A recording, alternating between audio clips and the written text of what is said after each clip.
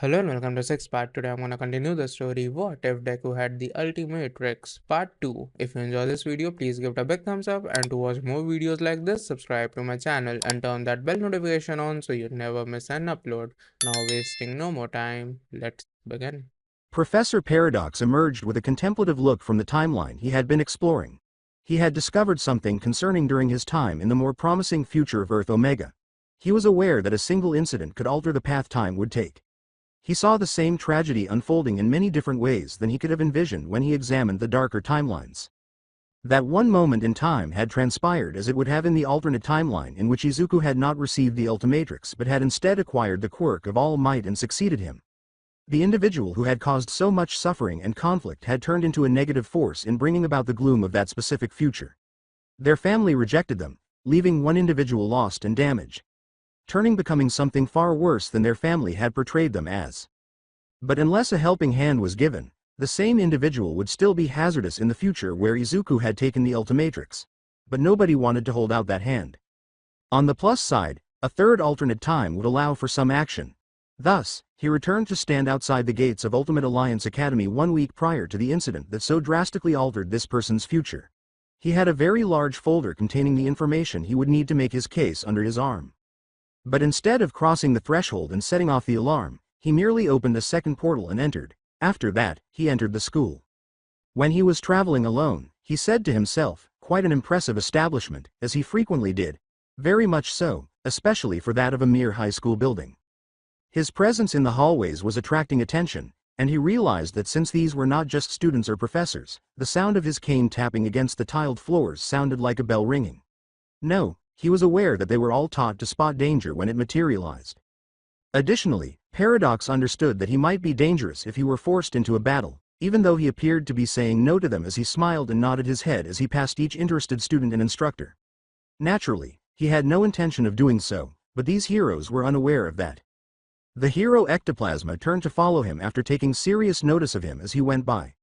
The professor turned to face the helmeted hero and said, "Excuse me," but he remarked in his distorted voice, "But I don't believe we've met. Nor do I believe that you have a pass. Would you care to explain why you're trespassing on the campus?" he asked. Professor Paradox shook his head and said, "Not at all, my friend," holding out the folder he was carrying. "I know I'm not supposed to be here, but I have some documents here that need the headmaster's immediate attention," he said. "I see." Ectoplasm continued to be wary of the individual. "Would you mind if I had a look at these documents? I mean, no offense, but, as you said, you're an uninvited guest in these halls, so I do have good reason to be suspicious." "Please." The instructor asked for the folder. "I never wished to cause any alarm to your students nor your fellow teachers, but this case was simply too important to wait for an appropriate appointment time." Ectoplasm was leafing through the pages of the documents that were enclosed while he talked. A pit of frigid rage started to develop in his stomach as he read. "Are you aware of the implications that these documents present?" he said, his tone verging on rage as he stared up at the man. Professor Paradox tapped his cane on the floor to emphasize his point. "I am fully aware," he said, nodding grimly. "And this child is very dangerously close to a very dangerous breaking point that she has the potential to never recover from. Hence my reasoning for simple bring this to the headmaster straight away instead of attempting an appointment." The teacher gestured down the corridor, then, as a precaution, "Please allow me to escort you to our principal's office." It wasn't a request, but Ectoplasm murmured, "I see." He said, "Would you prefer that I walk beside, or in front of you?" Ectoplasm said, "Beside, if you please." The professor followed him as he proceeded down the hall. "If I may ask, who might you be?" The instructor chuckled. "I've lived such a long life that I'm afraid I've quite forgotten my given name," he said, "but a friend of mine, long ago, grew fond of calling me Professor Paradox, and in homage to that friend, I, too, grew fond of the name. As Ectoplasm put it, you're quite the odd one, I'll give you that." As they arrived at the workplace, Paradox laughed and remarked, "I've been called far worse." He was shown Principal Nezu inside, and vice versa. Additionally, the man saw a shift in the mammal's typically amiable manner as Nezu went through the papers that the professor had given him. Nezu was holding the documents so tightly that they might have been broken if he had claws. Nezu then turned to face the man. "I don't doubt the validity of these documents," he began, "but I must know how you came to possess them." They instantly took notice as the professor grinned and continued, The same way that I came to possess the Ultimatrix that now rests on the wrist of Izuku Midoriya, because I walked through time to get them. You're the time walker that Midoriya was talking about, said Nezu, getting up from his chair with a gleeful tone. I am, indeed, replied Paradox. You could have told me that from the beginning, Ectoplasm said, glancing at the man. It would have eased some of my worries about you. And I must say that in each timeline that I have encountered this girl, she is never not abused by her family, the professor said, glancing at the man. I do apologize for that, my friend. I tend to act as though I know those around me as I've often encountered them through one time or another. He then turned back to the mammalian principal and pointed to the documents in Nezu's paws. I believe that your government has long outlawed the drugs listed there. Not only do they have long-lasting side effects on the patient, but they rarely work for the type of power that this girl possesses. Nezu shook his head and said, but to know that they're still being used, and on a child, he nodded and said, not only that, but they can cause mental instability. His tone was bitter. Believe me, I would know given that they were tested on myself for a time until they were outlawed. We will need to act as soon as possible if we're to stop the mental breakdown that this girl will undoubtedly suffer, Ectoplasm stated. I'll have a team of heroes notified and a warrant made ready. This girl is obviously in dire need. Professor Paradox nodded his head. I am afraid that it's more severe than that, he said to the individual. What her parents have done to her have made this girl highly mistrustful, which means that she will be exceedingly difficult to convince of your intentions. He sighed. The drugs that they have forced on her have also done horrible things to her concerning her powers. She has essentially been starving to death for the latter part of a decade. The man spun on the points of his peg legs and practically flew out the door. Dear God, Ectoplasm moaned before turning to face Nezu.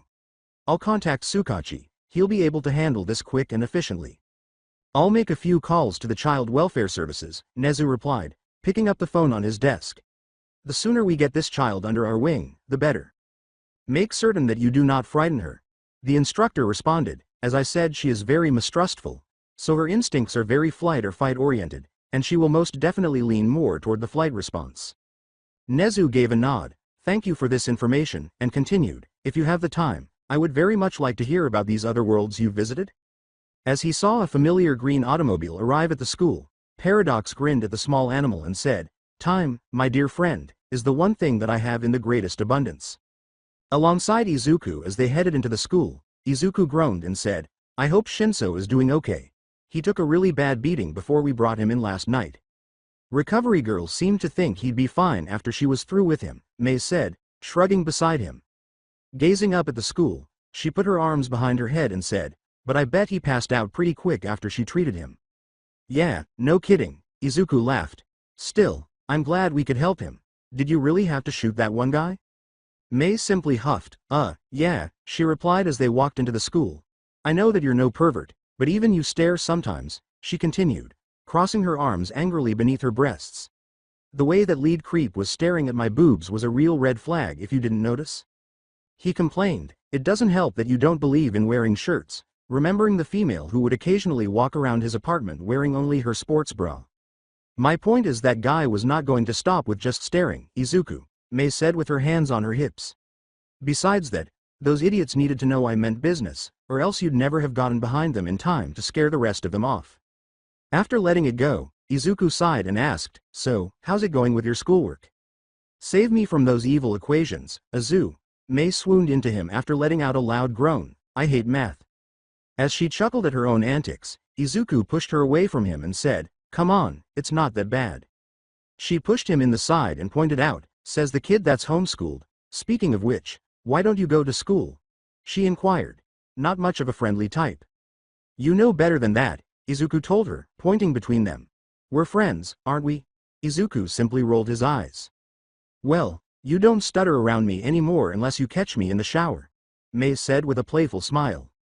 That was one time, exclaimed Izuku, and I wasn't expecting you to just walk out with nothing on except a pair of panties and that towel around your shoulders. But seriously, why don't you go to school? May said, laughing at his flushed cheeks. You loved it and you know it. With a scowl, Izuku halted outside the school's entrance and said, well, until a few months ago, I didn't really have a quirk. Geez, that's rough. May looked at him in disbelief and exclaimed, wow, no kidding? Recalling the treatment of certain quirkless children at her school. She then grinned and continued, but I bet they changed their tone after you got such an awesome mutant-type quirk. I wouldn't know, he replied as they went on. I was pulled out soon afterward by Mr. Yagi, and started training my quirk as soon as possible. And I finished the rest of my schoolwork weeks ago, so the only thing I have left to do is take the graduation exams. Knowing there was more to it, Mei scowled at him and asked, "Tell me something. Did you have any friends in your old school?" Izuku briefly considered saying that he had a buddy in Bakugo, but he swiftly changed his mind after learning that Katsuki Bakugo didn't care about him as a friend shortly after he was granted the Ultimatrix, more or less. With a sigh, the lad turned to face the girl and said, "No, you were my first real friend for a long time." Mei only gazed at him before bouncing forward and giving him an unexpected peck on the cheek. With a cry, Izuku's face rose in a puff of steam. Wah wah wah, what was THTH that FFF for? For being a good friend, Mei shrugged, casting a sidelong glance at him. Don't read too much into it, though. Pretty sure I still don't like boys, or girls at this point. They continued to make their way to the nurse's office because Izuku was still too agitated to respond. He thought idly, I should be a good friend more often. Speaking of friends, they ran into Recovery Girl as she was escorting Shinso out of her office. "Ah, I was wondering when you two rascals would be by," she said as a greeting, before turning to face the pale, violet-haired teenager and saying, "Mr. Shinso's doing just fine after a good night's rest, and some of my quirk's effects." Shinso yawned loudly and added, "And I appreciate that. Think you might have gone overboard, though." "Sonny, if I went overboard, you'd be dead," the Recovery Girl merely laughed. "Seriously?" yelled Shinso, now fully conscious. The woman asked, "Have you given any more thought to Hound Dog's offer, young man?" as she continued to laugh and returned her focus to Izuku. Hitoshi and Mei turned to face Izuku, who scowled and said, I'm still not sure.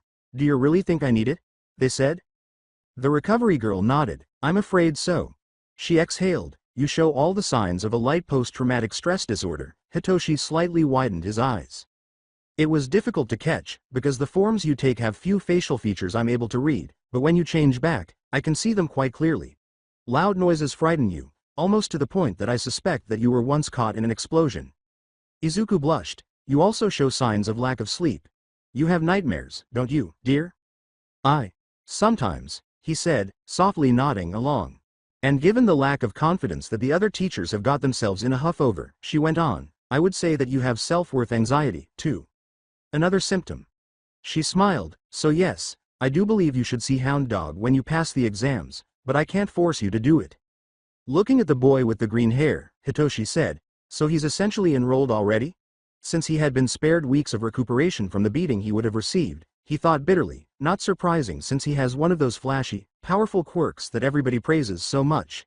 He detested the fact that he was feeling resentful of the boy, but his own quirk was unimpressive and not combat-oriented, which left him with a big chip on his shoulder.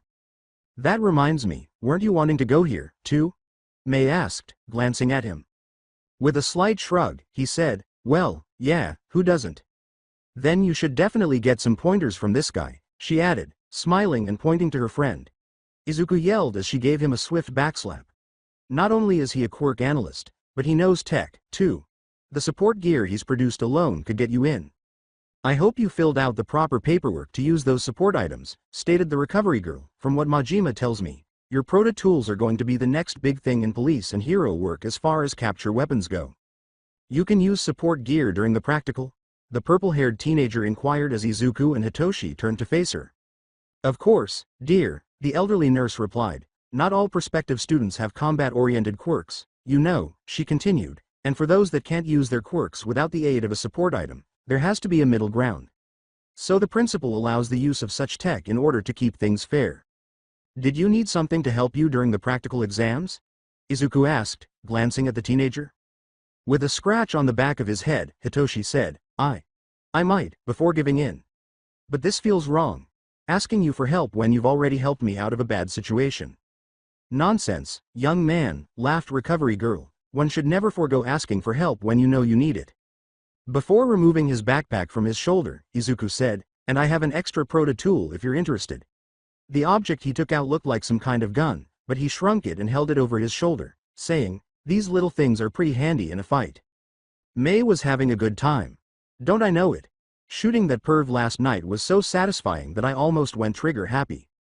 "I thought you were always trigger happy?" Izuku asked, glancing at her.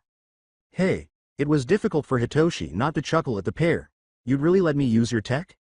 Izuku grinned. I sure would, and then nodded. As a matter of fact, I need to talk with the principal so I can use one myself if my quirk times out. For one Himiko Toga, the day was like any other. Wearing the mask her parents wanted her to wear for another day. One more day of pretending to be Himiko Toga. She was feeling so famished that she could hardly bear it for another day. And again another day of her parents pouring medications down her throat and into her tongue. Her appetite was constantly pushed to its limit whenever she was with someone, which made the daily ritual even worse. Just beneath the skin, she could smell their blood. It was almost like a river throbbing through their veins, and she was often so thirsty that she felt compelled to lick it off the ground. She had to hide in one of the restrooms and take tiny sips of her own blood to keep herself from starving. However, it was insufficient. It was never sufficient. However, there was nothing she could do. Her quirk's hunger for blood already made her parents think she was repulsive. They had threatened to send her away if she did not comply with those needs. She was forced to follow instructions and be a phony since she had nowhere else to go. Toga Himiko, please come to the principal's office. The principal's voice spoke over the public address system. Please bring your bag with you. It was odd. There was nothing the girl had done to merit a visit to the principal's office. She glanced up at her teacher, who gave her a sign of approval. With a few teasing remarks following her because she was in trouble, she picked up her school bag and left the classroom. She disregarded them. She didn't care about them anyhow. They were also phonies. Fake companions. She lacked what she would consider true pals. People wouldn't want to be friends with her if she told them about her strange quirk, according to her mother. They were therefore unaware of her true self since they were unaware of her quirk. Furthermore, they weren't her true pals if they were unaware of who she really was. She therefore had no pals. With a groan, she headed to the principal's office, where she discovered something that completely froze her. Despite having a cat's face, the man was a police officer based on his clothing. She thought her parents had asked them to take her away, and panicked instantly. She would not have been surprised because they didn't like her anyhow and frequently wished she didn't have any quirks because she would be just like her siblings. She stumbled when the officer turned and saw her. "Oh, would you be Miss Toga?" he asked. As he approached her, the man said, "I'm so glad I got to meet you," not even noticing how terrified she was. Her voice caught in her throat. "My name is Tamikawa Sanza, and I've been sent to collect you." Her instincts took over as her heart fell. She sprang to her feet and ran.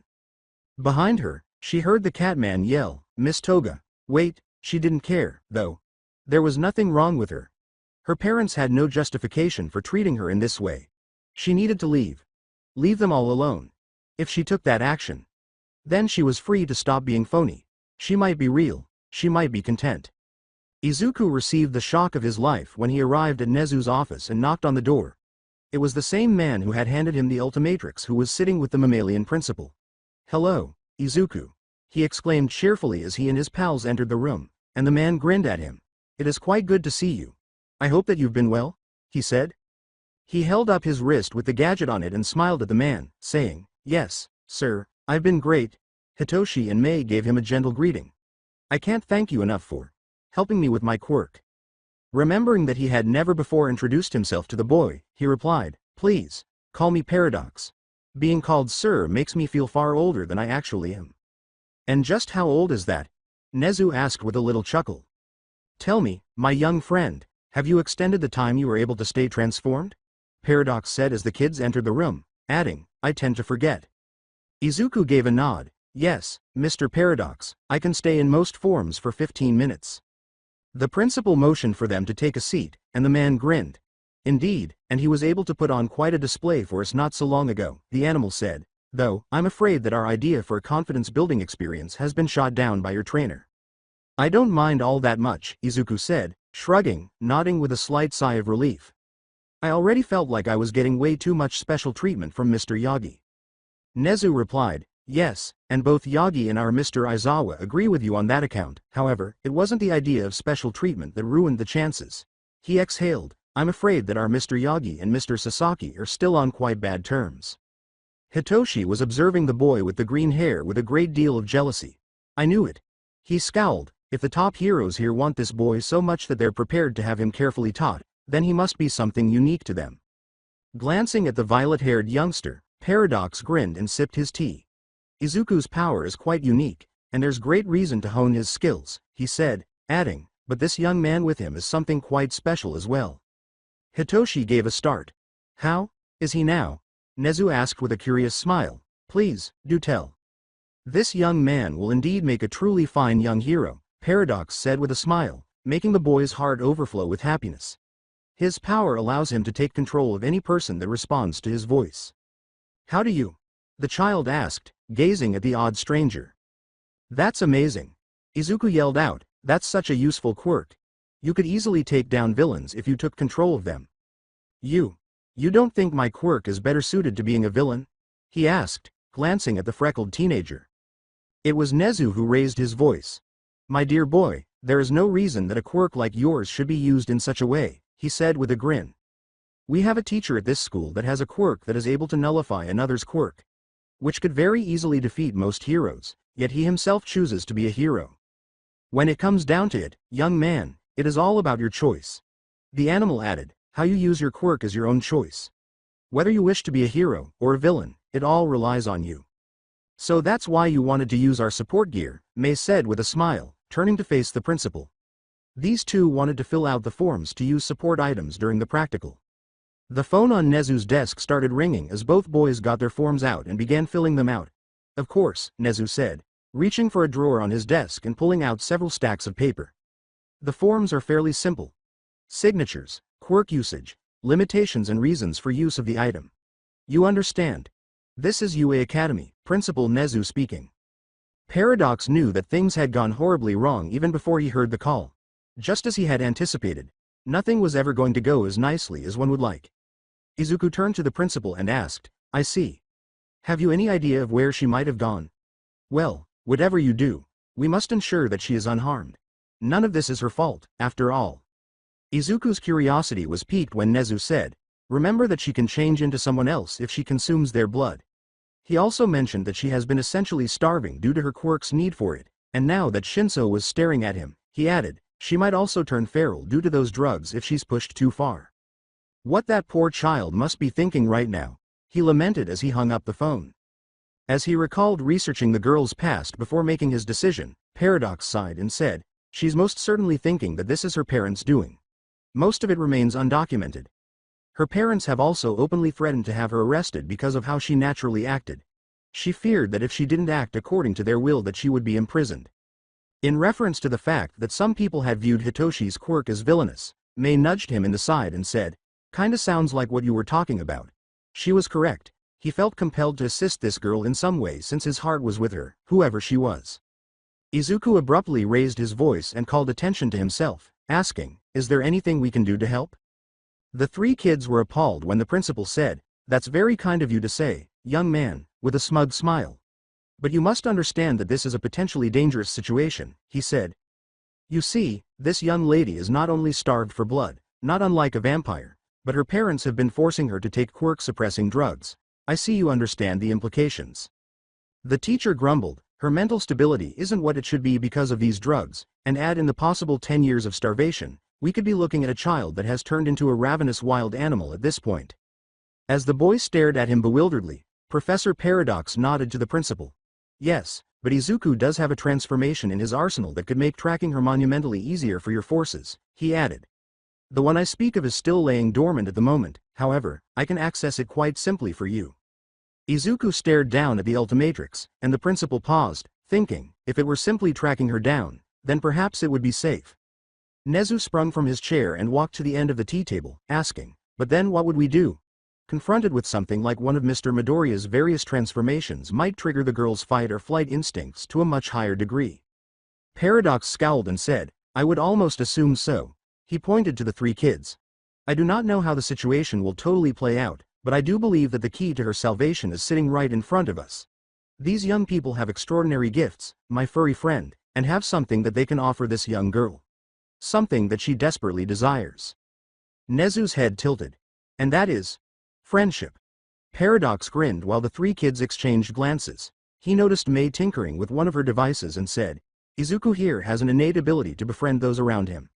A young woman that has a brilliantly mechanical mind, yet was ostracized from others because of her brilliance. Yet, when meeting Izuku, a friendship was quickly formed, whereas with anyone else, she would struggle to remember their names. Mei's cheeks began to flush. The others could readily hear her mumbled comments, "It's nice having someone to talk to about my babies." Hitoshi gave Izuku a look.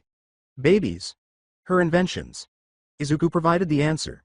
He shrugged and grinned slightly, saying, "It used to freak me out a little whenever she talked about babies because I actually kept thinking about real babies. It didn't take me long to get used to it, though." Nezu massaged his hairy chin and said, "And it has certainly bolstered your confidence, if your behavior is any indication." Paradox laughed. The man grinned at the taller youngster and said, "It has, and young Hitoshi here would have been badly beaten if Mei hadn't spotted him," which prompted Izuku into action. And now here he sits, uninjured, preparing for a prominent future here at this school, whereas he would have been forced into the general studies course if he hadn't met the young man. The teenager sounded agitated as she said, "You can't be sure of that. I could have passed the practical on my own." Paradox gave an apologetic smile. "Forgive me, young man. I didn't mean to upset you." Nezu let out a sigh. "If you think that these young people would be able to help find this young woman before she does herself harm, then I suppose I can authorize this with the proper forms." He went back to his chair and grabbed the cell phone. "I'll notify Vlad and Eraser about your involvement. I would suggest allowing the good professor to access that new form, Mr. Midoriya." Leaning closer, Paradox grasped the Ultimatrix and said, "Allow me, my boy." The dial turned higher.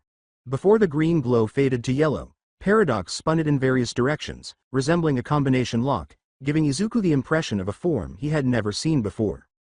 When the youngster turned to face him, he continued, "I must warn you. This form was meant to be on a secondary list after you had mastered the initial 10 forms. However, this being a dire situation, I see no other choice than to allow its use." He stated when the hologram of the novel form showed up on the Ultimatrix, "But it is quite dangerous. It is a beast in every sense of the word, and has powerful primal hunting instincts. You may lose yourself to that primal side if you're not careful." Izuku scowled. Paradox grinned as the lad slapped his hand down on the dial, starting the metamorphosis. "I'll do my best, sir."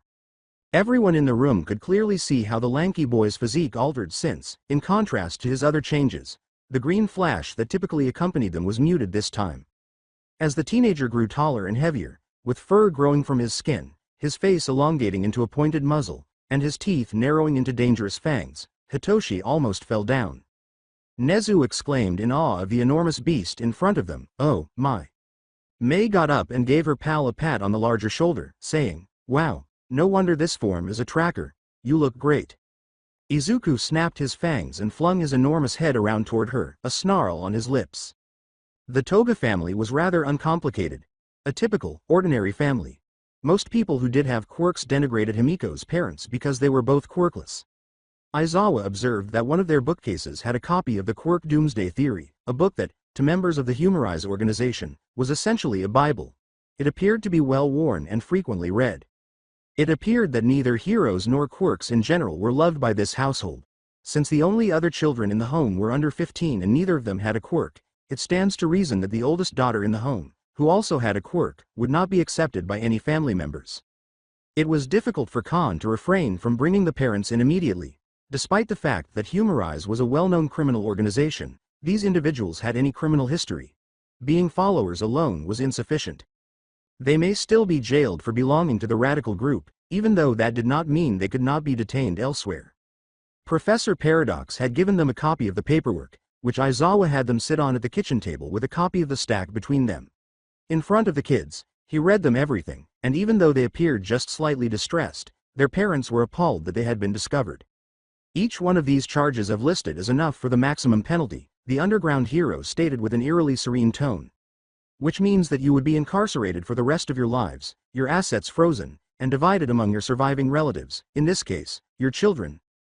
The eldest would have first claim over everything, however I have no doubt that she would want nothing from you at this point." Vlad gave a snort. "You should feel lucky that she hasn't snapped, yet," he said to the terrified family. "Blood-related quirks are rare, but they are never completely harmless. And knowing that this girl requires blood as a partial food source, she could have very well snapped from hunger alone and fed on all of you without even knowing what she was doing until it was far too late." His voice was always calm, but even Vlad King could tell that the discovery of the illegal quirk-suppressing drugs had angered the man.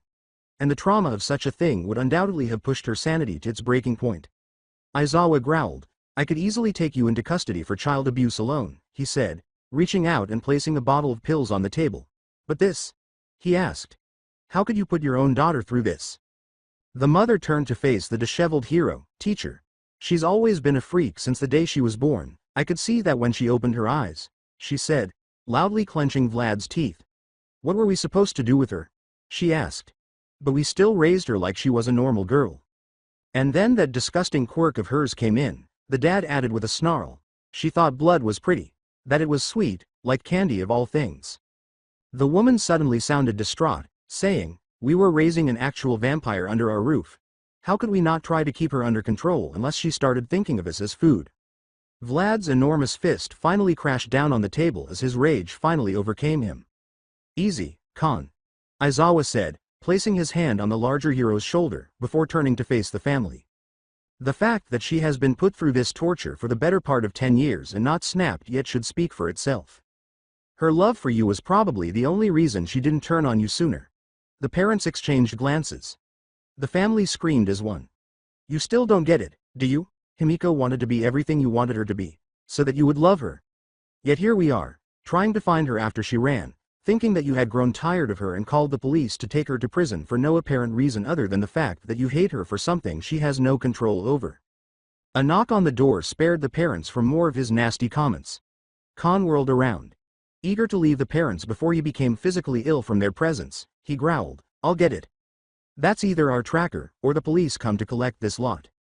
2 teens and a big were there when he opened the door. Gazing up at the monstrosity before him, Khan shuddered. Good lord. When he saw it, werewolves were the only thing that came to mind. It had thick gray fur, a long mane down its neck, and a bushy tail that swished back and forth. It was about 7 feet tall. Number 11. The epitome of primeval strength and speed is the 7-foot-tall horror known as Blitzwolfer. Like a monkey, he can utilize his tail and has extremely strong and sharp prehensile claws on his hands and feet. His quad-hinged mouth can stretch out to the sides to release a supersonic scream powerful enough to knock out a Petrosapien, and his increased strength and speed allow him to jump with amazing agility. As an apex predator, he can track a victim for miles, even in the dark, with to his keen senses of smell, hearing, and sight. Strong scents and loud noises can hurt him, too, and those enhanced senses can be easily utilized against him. May grinned brightly and jerked her thumb toward the big bipedal dog behind her as she waved to the hero and said, Hi, Mr. King. Principal Nezu sent us over to try and help with this case. If you haven't guessed it already, this is Izuku, she said, introducing the apprehensive Hitoshi. And this guy is Shinso. He has a brainwashing quirk that could help, too. This one wasn't in your notebook, Vlad exclaimed, staring at the enormous werewolf-like beast. Wait, that's Midoriya. The boy, Wolf, replied in a very guttural voice, it's not exactly safe either, so we should probably hurry up so I can get the scent. Izuku, with a shy scratch on the back of his ear, muttered, it's sorta new. Vlad inquired as he moved aside to let them enter, what about your time limit, won't that be a problem? After stepping around the man, Hitoshi remarked tentatively, I don't really know how this works, but Midoriya won't change back until he's ready.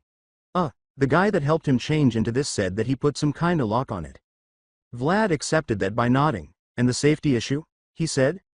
Izuku lowered his head down in a little shame and embarrassment as he turned his big head to face the man and said, well, this form is kinda run by instinct. Really strong instincts. I told you that it was fine. Not like I'm actually gonna turn into a werewolf after this, right? May said, carrying a proto-tool over her shoulder as she entered the house. You're not still upset about that, are you? Head lowered, Izuku said, I really hope it doesn't work like that. Vlad turned to Hitoshi to get a response. After the show, Vlad was a little uneasy around the big predator. He kinda attacked her when he first changed, he remarked, looking concerned. But we got him under control pretty quick, Hitoshi said, holding up his hands. May giggled as Aizawa entered the room, proudly rolling up her sleeve to show him the bandage around her left wrist. I'm the only girl that can honestly say she was attacked by a bona fide werewolf, she said. After giving the 2 teenagers a quick glance, he noticed the Ultimatrix emblem on the werewolf-like creature in the room and moaned. Really? You again? I'm sorry. Blitzwolfer said, his ears flat against his skull as his head sunk down like a dog anticipating a newspaper strike. The man simply moaned, I already had a headache from dealing with this case as a whole. He only needed a group of inexperienced youngsters to screw it up. Just do what you were supposed to come here to do, and get it over with. Can I have something with her scent on it? Blitzwolfer said, nodding his big head. It doesn't matter what it is as long as it was something of hers. But Vlad was watching the boy-turned-beast with curiosity. Using his thumb to gesture down the hallway, he said, I want you to check her room. I have a sneaking suspicion that more went on in there than what her parents will admit. When the girl's father spotted the enormous beast in his living room, he jumped up from the table and exclaimed, Now hold on. You can't just act. He blanched. Vlad took him down the hall and motioned for him to follow. When Vlad unlocked the girl's room door, he saw that it was completely devoid of anything that would identify it as a little girl's room. Expecting the youngster to put his nose to the ground, he looked at him and made an involuntary step back from him when he saw the expression on his lupine face, where his lips had curled back over his fangs. Mei pointed the tool at him and yelled, Don't make me use this, Izuku, you still there? Hitoshi yelled, Answer her, Midoriya, in an attempt to elicit a response. Blitzwolfer growled ferociously and shook his head. I'm fine. Just keep her father away from me. He growled as he entered the room and fell to his knees. Blitzwolfer's sense of smell was so strong that, sadly for the parents, he could envision pictures forming all around him only from the smells that persisted in the room. And what he observed? All they were doing was infuriating the animal inside of him. Desperate for oxygen, he finally couldn't stand it and ran to the window. He discovered that it was bolted down and would not move when he attempted to elevate it. He snarled, smashed it open, and reared back a claw. Just as the lowbone hung his out the window, Aizawa ran in. What's going on? My guess would be sensory overload, Mei said with a pitying expression, because whatever he smelled in there must have been too much for him. Blitzwolfer let out a long, piercing howl before turning to face them and bringing his back in. I have her scent. He yelled, Mei, take them to the car. Let Aizawa or Vlad drive, doesn't matter which. I just need you to stay right behind me. The beast strode out of the room, giving them plenty of room as he passed them, and Mei nodded. Regretfully, he halted upon noticing Mr. Toga standing close to the kitchen. The bestial teenager gazed with animalistic rage, and he yelled. As drool trickled from the dog's muzzle, Aizawa noticed how his lips curved back over his fangs. Those brilliant green eyes, which Aizawa could instantly identify, had been filled with a primordial fury. As he proceeded, Mei warned him, Don't. But he disregarded her advice. Reaching up, he touched the lowbone's shoulder. He turned his head and sank his teeth into the teacher's face. The teacher whispered, Midoriya, as the boy growled, He's not worth it. Even though he was still growling violently, he lowered his ears flat and walked over to the entrance. As the two teachers and pupils filed out of the house, the teacher turned to face the father and said, Whatever he would have done to you, you would have deserved. Vlad assumed control of the vehicle. Watching Blitzwolfer scale a building's side at frightful speeds for a creature his size, he questioned, How do we keep track of him? Aizawa was given a small gadget by Mei, who explained, I put a tracker on him before we got here. Just follow that signal, and it'll lead us right to him. Hitoshi received a stern elbow to the ribs from the rosette for saying, Let's just hope he doesn't eat anyone before we catch up. As she crouched against the brick wall of the alley she had concealed in, night was rapidly approaching. She had fled from the school and was being pursued by the police around the city. Heroes and police had been scouring the area in search of her, but she still wanted to return home. She had heard the rising shouts of her parents. I'm cursing her name. When a weird green automobile drew up to her house, she had run away. And now, just as they had threatened, she was out on the streets. Around the end of December. In every way possible, they were starved, freezing, and terrified. She turned her gaze to the street. People were passing by in a river-like fashion, and they had a wonderful scent. She could smell the various sorts of blood flowing through people's veins when she was truly hungry. They all smelled different. A distinct taste. She thought her own blood tasted dull. It's like oatmeal without the additional sugar, but she had nothing else. She was sorely tempted to simply go out into the street and seize the closest person in order to finally taste something different from her own tasteless blood. However, she was aware that there would be no turning back once she did that. She hadn't taken any action. The still sensible part of her told her that if she went out and drank enough, the police couldn't harm her yet. From her left came a voice as oily as oil. Well, looky here, boys. Out of the shadows sprang a big, muscular youngster. Behind him, there was laughter. Not often that we get a cutie like this on our turf. The stranger didn't like the odors emanating from any of the Oniya no. 3 people who were following her. They smelled dull, just like her. They were drug users. With a cat-like snarl of rage, she murmured, "Leave me alone." The leader chuckled and said, "That's good. I love it when they put up a fight. Ooh, cutie got claws." The box cutter that Himiko usually kept tucked in her sleeve was gone when she grabbed for it. The realization that she must have lost it while running caused her eyes to widen slightly. Though she was no match for four jumped-up morons, she looked down at her fingers and knew that they were sharp enough to cause at least some damage. There was a howl above them.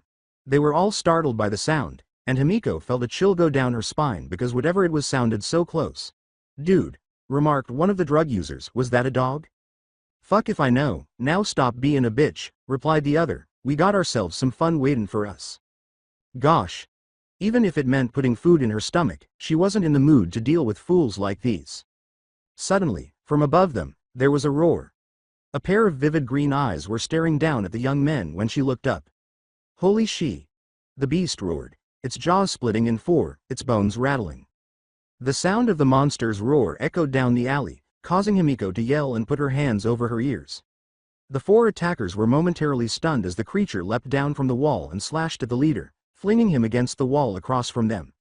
The other screamed as the beast soon attacked them both and swiftly defeated them. After that, it focused on her. Ready to run, she clambered to her feet. The creature sprang, however, and landed in front of her. "Wait." She was startled by the werewolf's grunt, which was male. "I don't want to hurt you." Himiko gazed with disbelief at the creature. "You can talk?" "Of course I can talk," he said, nodding his head. "I didn't mean to scare you," he said, flattening his ears slightly against his head but saying, "I just wanted to help you is all." Himiko stared at the werewolf and took a step back. "Yeah, right, like I'm gonna believe that," she said. "No one wants to help me." The werewolf stepped forward half a step and then scampered back. With his tail between his knees and his ears flattened on his skull, he hung his head and asked, "Are you afraid of me? Because I look like a monster? You little monster. Why can't you be normal like your siblings? Your quirk makes you a monster." Himiko felt a twist in her stomach. As she watched the werewolf retreat from her, she scowled and said, I sound just like them." As she turned to go, she said to him, "Look, I appreciate the rescue and all, but I don't have time for this. The police are after me, and..." She stared at him, but the werewolf shook his head and said, "Not after you. How could he know? They want your parents because of all the bad things they did to you." As she retreated farther away from him, Himiko growled, "And how do you know that? Are you some kind of attack dog of theirs? And there's no way you could know what they've done to me." "You don't know a damn thing," she demanded. He let out a puppy-like cry. "I know, but I'd like to." May, hiding in the crowd farther away, was unable to contain her laughter. She laughed and said, "Is he serious with those one-liners?" Hitoshi slapped her on the head and said, "Stop talking, they're working." She scratched her head and questioned, "How do you know?" "If she was going to run, she would have done it already," Hitoshi added, pointing to the girl's motions and her body language. However, May had the proto-tool on her shoulder, ready to shoot if necessary, and was dubious of the girl. As the altered adolescent calmed the young blonde, Vlad and Aizawa sat above the two teenagers and remarked, "He's keeping her calm enough. Let's hope we don't have to step in." Despite his instincts telling him to go down below them and capture the girl, Aizawa remained silent. But considering the beliefs of her parents, doing so would ruin whatever little faith she may or may not have had in heroes. "Listen, I get that you're scared right now," Blitzwolfer responded. "But the police really aren't trying to take you in." Himiko's yellow cat eyes were staring at him like they were ready to strike. She recoiled when the werewolf growled and flashed his razor-sharp teeth. "Yeah? Then what were they gonna do?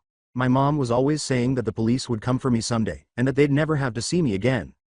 And now they're the ones being taken away," the beast said. "Because of what they were doing to you.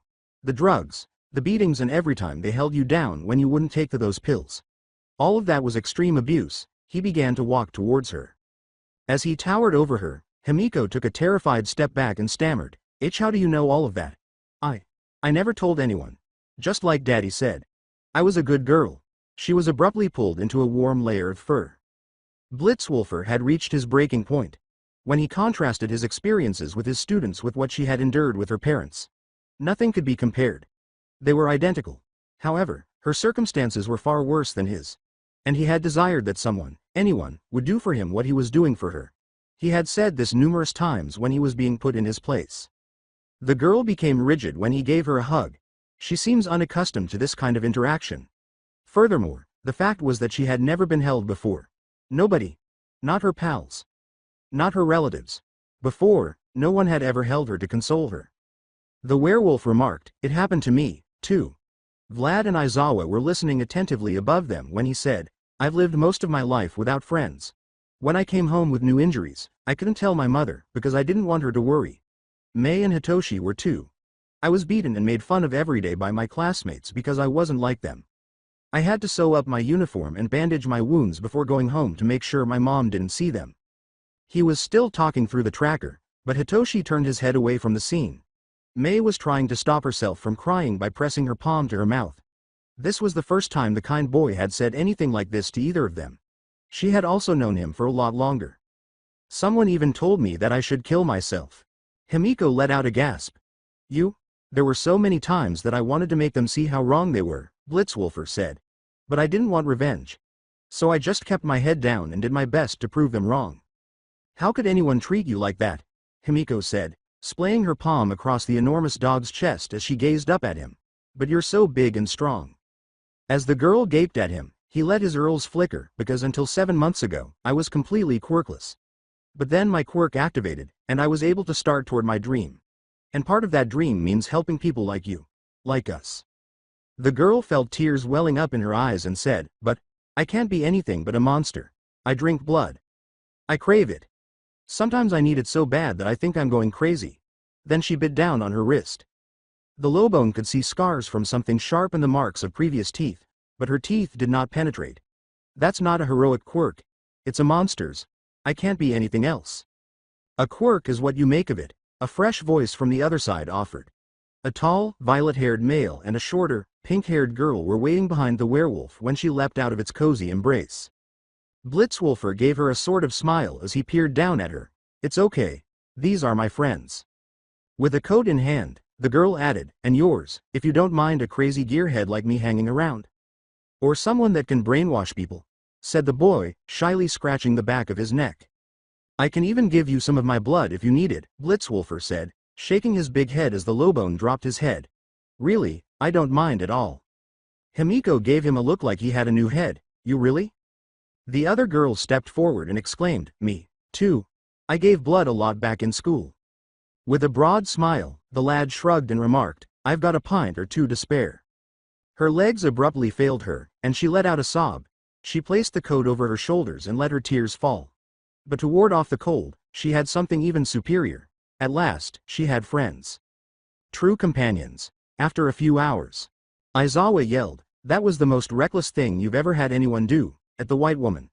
"How could you place those inexperienced hero wannabes in danger like that when you knew that that girl was mentally unstable enough to be a serious threat?" As soon as he gave the go-ahead for Izuku and his companions to embark on the expedition, Nezu anticipated the debate. And they had done it without any problems, much to his utter satisfaction.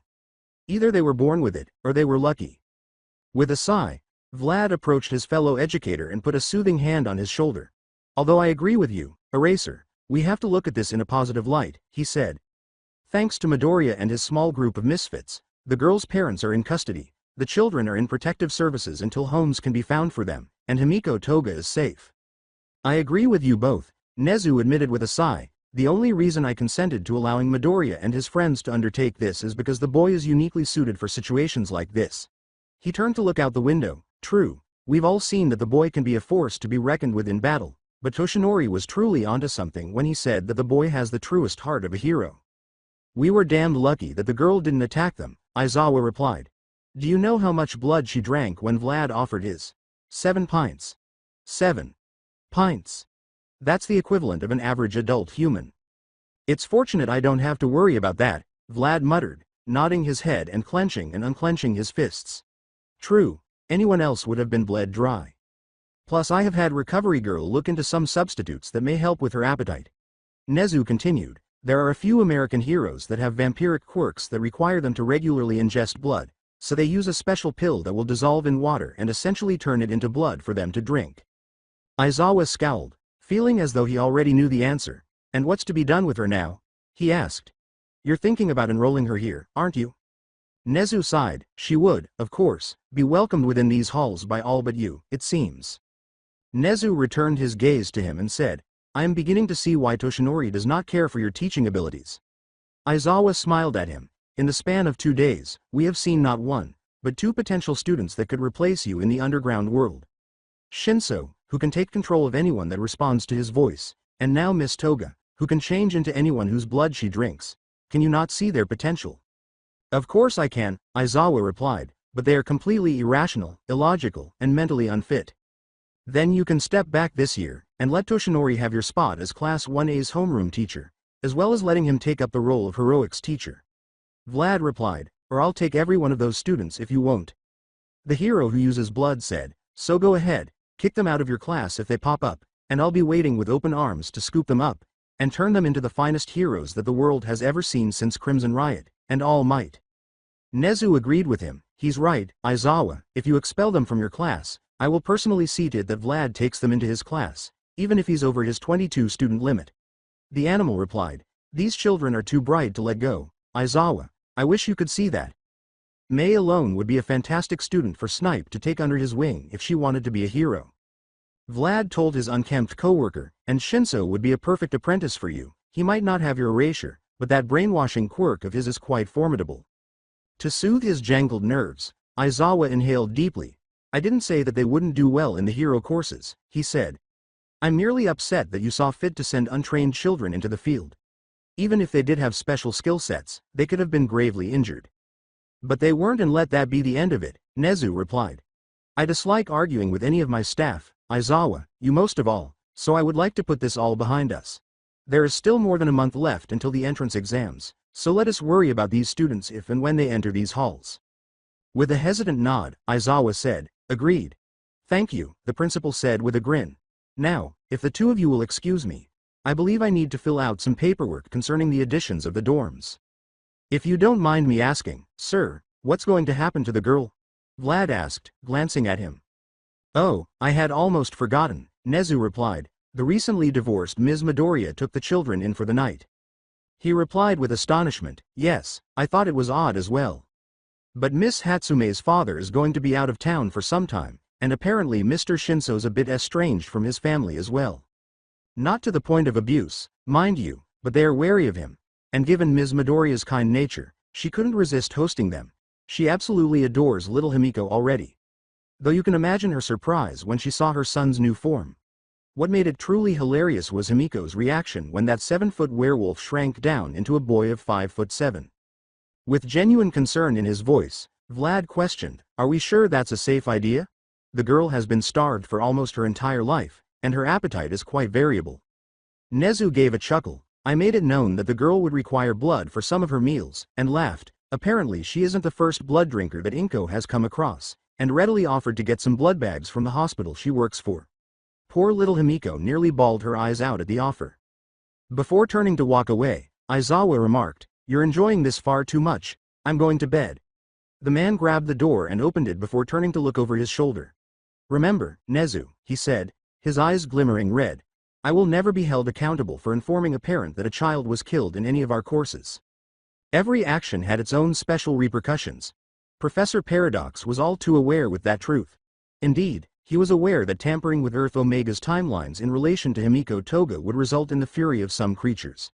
He did not, however, anticipate that anger to take the shape of such a significant person.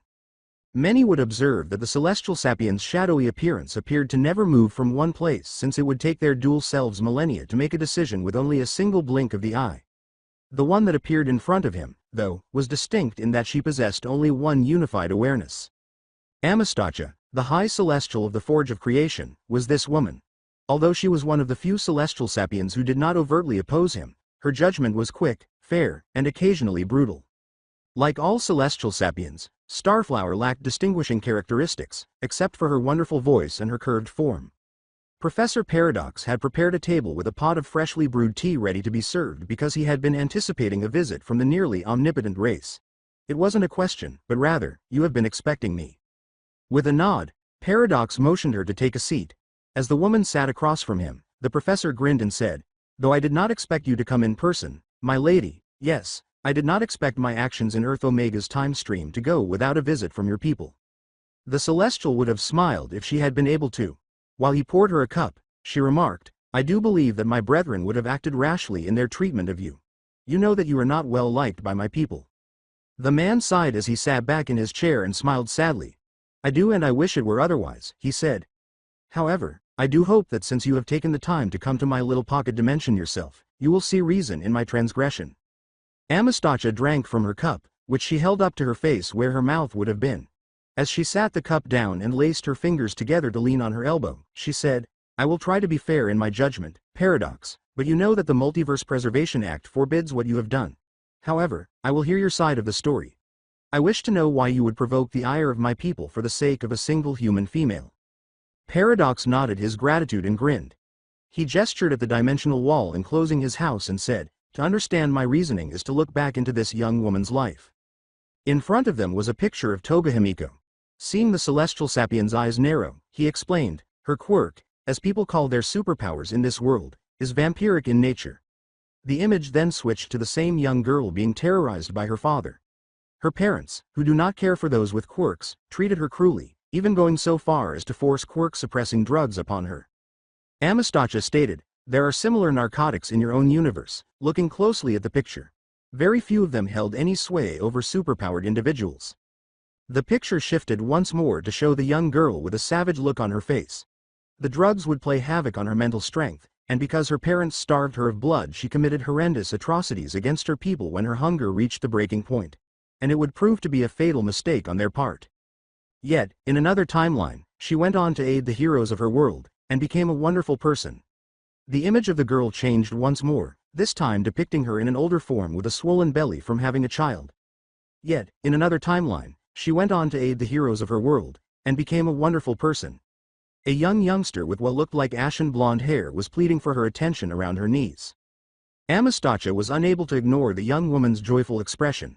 The celestial sapien remarked, this is quite the contrasting future, but it hardly warrants your interference. In a way, it does, he said, giving the high celestial a somber expression. As you can see, all she truly needed was a single act of kindness, and she would have remained the sweet, innocent girl that she should have been. The image then shifted to reveal a destroyed city. You see, had I left this child alone, then she would have gone on to cause untold chaos and strife until her capture and subsequent execution. The image then wavered once more to reveal the city unharmed. While Starflower listened, her expression was devoid of any pity or rage. Paradox couldn't help but become tight as she leaned back to sit upright. I understand why you have deemed it necessary to help this child, Paradox, she said as the man remained nervous. However, you have placed me in an exceedingly difficult situation. Her shoulders appeared to drop. As you know, it was just barely tolerated when you brought the Ultimatrix into Earth Omega's universe, and lesser still that you were communicating with the new wielder. As he sipped his tea, he said, I know that I was denying Izuku Midoriya a very great, yet harsh destiny when I chose him as the new wielder of the Ultimatrix. He continued by showing her another window into the future, in which Izuku did not possess the Ultimatrix. Look at how greatly Earth Omega's future differs from just that one action, he said, displaying the boy he had trusted standing alone on a battlefield. Pardon me, my lady, but I cannot bring myself to regret my actions. Amistacha saw how the boy, who she knew had once been a little, intelligent youngster, had grown into a worn-out, disfigured young adult. Blood and dirt were all over his ragged clothing. Paradox made a final scene adjustment with a wave of his hand. She saw Izuku Midoriya once more, the cheerful, intelligent youngster she had known before Paradox made his decision. Two other kids, whom she knew had grown to be his best pals, were standing at his side, and the Ultimatrix was on his wrist. The indistinct pictures of people he had not yet bonded with were running toward him, but they were solidifying, so the youngster would soon have more people to rely on. But she knew one of them was Himiko Toga, the girl. Paradox let the sights subside as he lowered his hand. The man lowered his eyes to the tea table between them and murmured, Now you see, I cannot bring myself to regret my actions. I understand that you must uphold your laws, but I beg you, do not make me undo my work. I will not do that, Amistacha responded, looking at him pityingly. However, I do not believe that you are telling me the entire story of this new timeline, she said, causing the man to smile with a glimmer of optimism. There is a blackened timeline that breaks away from the brighter future I see for this child and those around him. The professor averted his gaze for a while before he sighed and waved his hand, creating a flowing streak. Amistacha noticed that the river had three distinct branches. The one whose power Izuku seemed to have acquired from his instructor had a bronze appearance. an indication of a difficult future. The bronze timeline and the golden timeline where the kid had acquired the Ultimatrix branched out at the same location. But there was a third branch farther up the line, as dark as the darkest reaches of space, where no star would shine.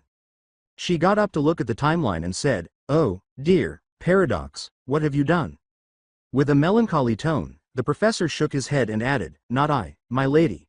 He groaned and stood beside her, saying, "This tainted flow of time was born of something that I could not have foreseen." Amistacha kept gazing at the pitch-black river before turning to face the man and saying, "Show me." With a slow wave of his hand, Paradox revealed a peek into his chosen hero's dismal future. "These injuries are more of a curse aside from the fact that I can only work as a hero for a short amount of time." Toshinori sighed at his reflection in the truck's mirror, checking his face and hair to make sure nothing was missing or out of place. "What I wouldn't give to look normal again."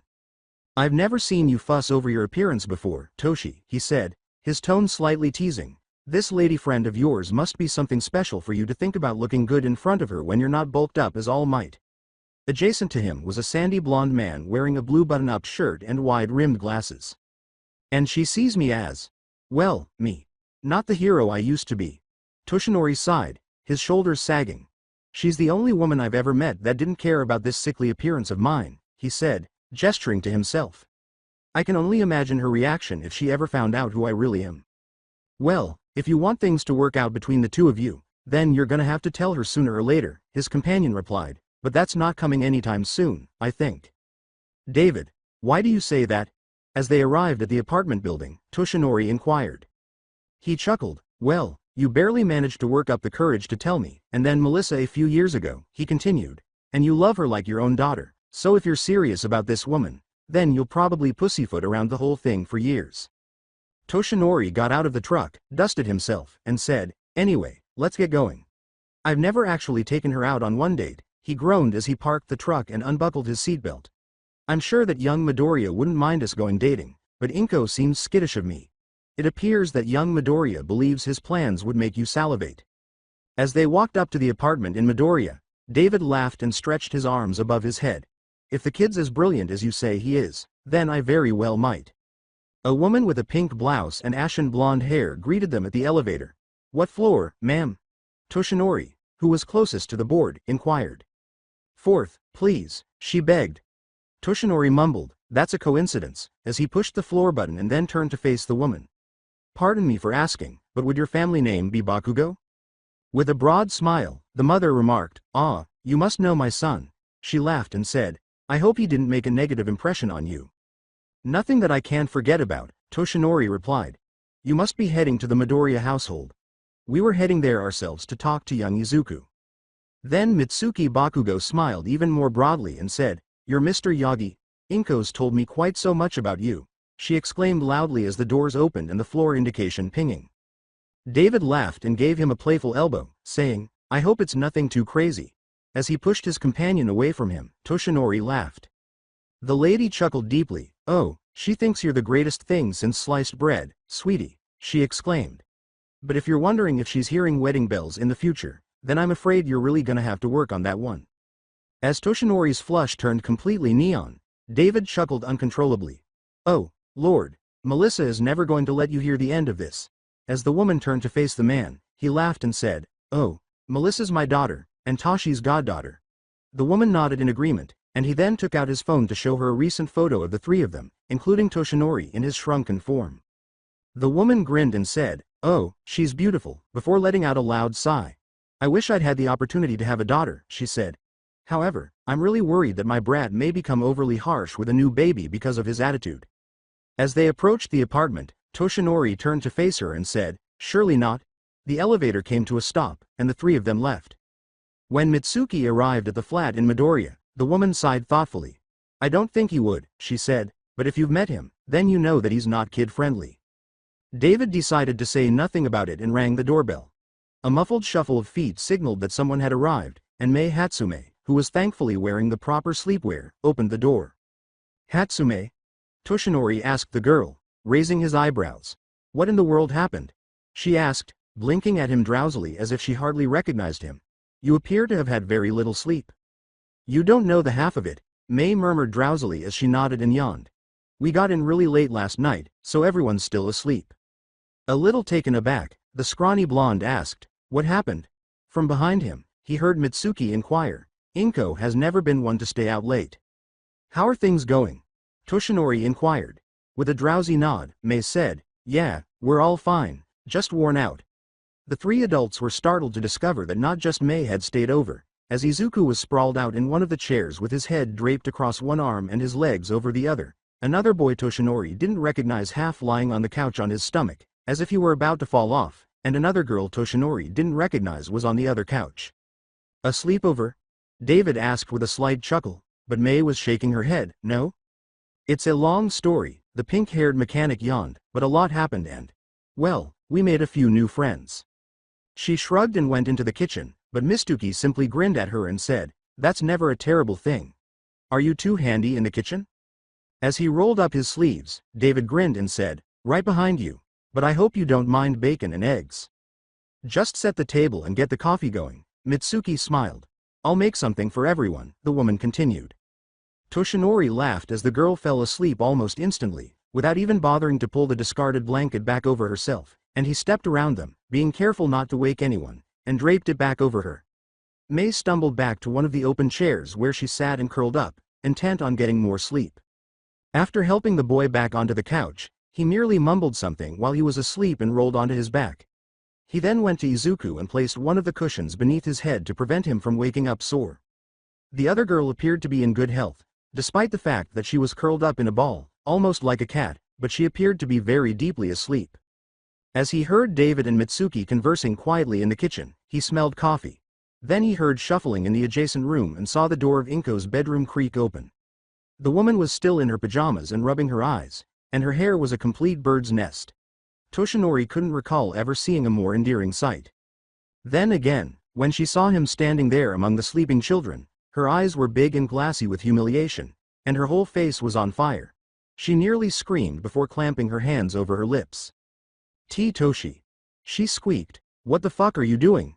How did you To stop her, he raised his hand and said, "May let us in." "The U.S.?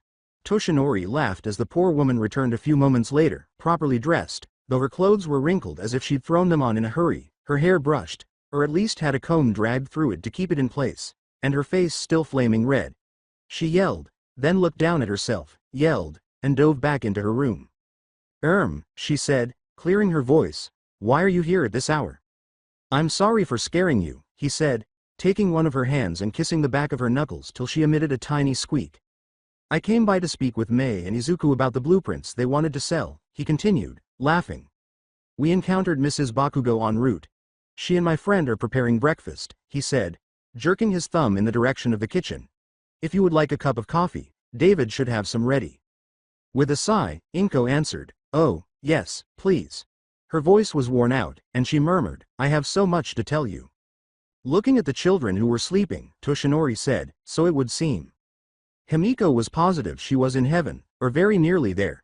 She was definitely not in her room, which was too warm, and the mat she usually slept on was not nearly as soft as it was now.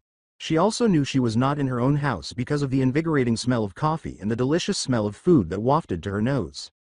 When she opened her eyes slowly, she saw that Shinso was lying on his back on a couch with one arm and leg hanging off of it while he snored away, and that Mei was sleeping next to her in an armchair, bundled up like a bagworm with only her head peeking up above her blanket. "Oh, I remember them," she thought as a warm feeling entered her chest, and then she looked down to see the green-haired boy curled up in another armchair. "These guys are my friends." The thought made her smile drowsy. "Good morning, dear," she whispered softly. "Did you sleep well?"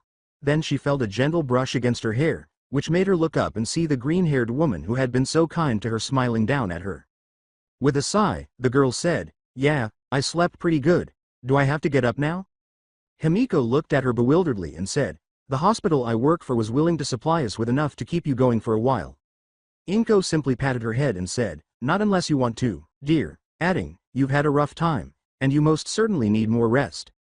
The girl appeared to be snuggling deeper into her blanket as she said, "We'll keep some food back for you, and you shouldn't worry about blood." Himiko's heart stumbled painfully as she sobbed, "You don't even know me, but I never knew people could be so nice." As the girl blushed, Inko chuckled and added, "Don't even think on it anymore, dear. running her fingers through her hair. You're with us, now, which practically makes you family. You know, dear, I've always wanted a daughter. Before she could respond, Izuku moaned, and sat up, massaging his neck. Please tell me that's coffee I smell? Izuku, don't do that, Inko gently warned, laughing as the boy cracked his neck. It's not good for you.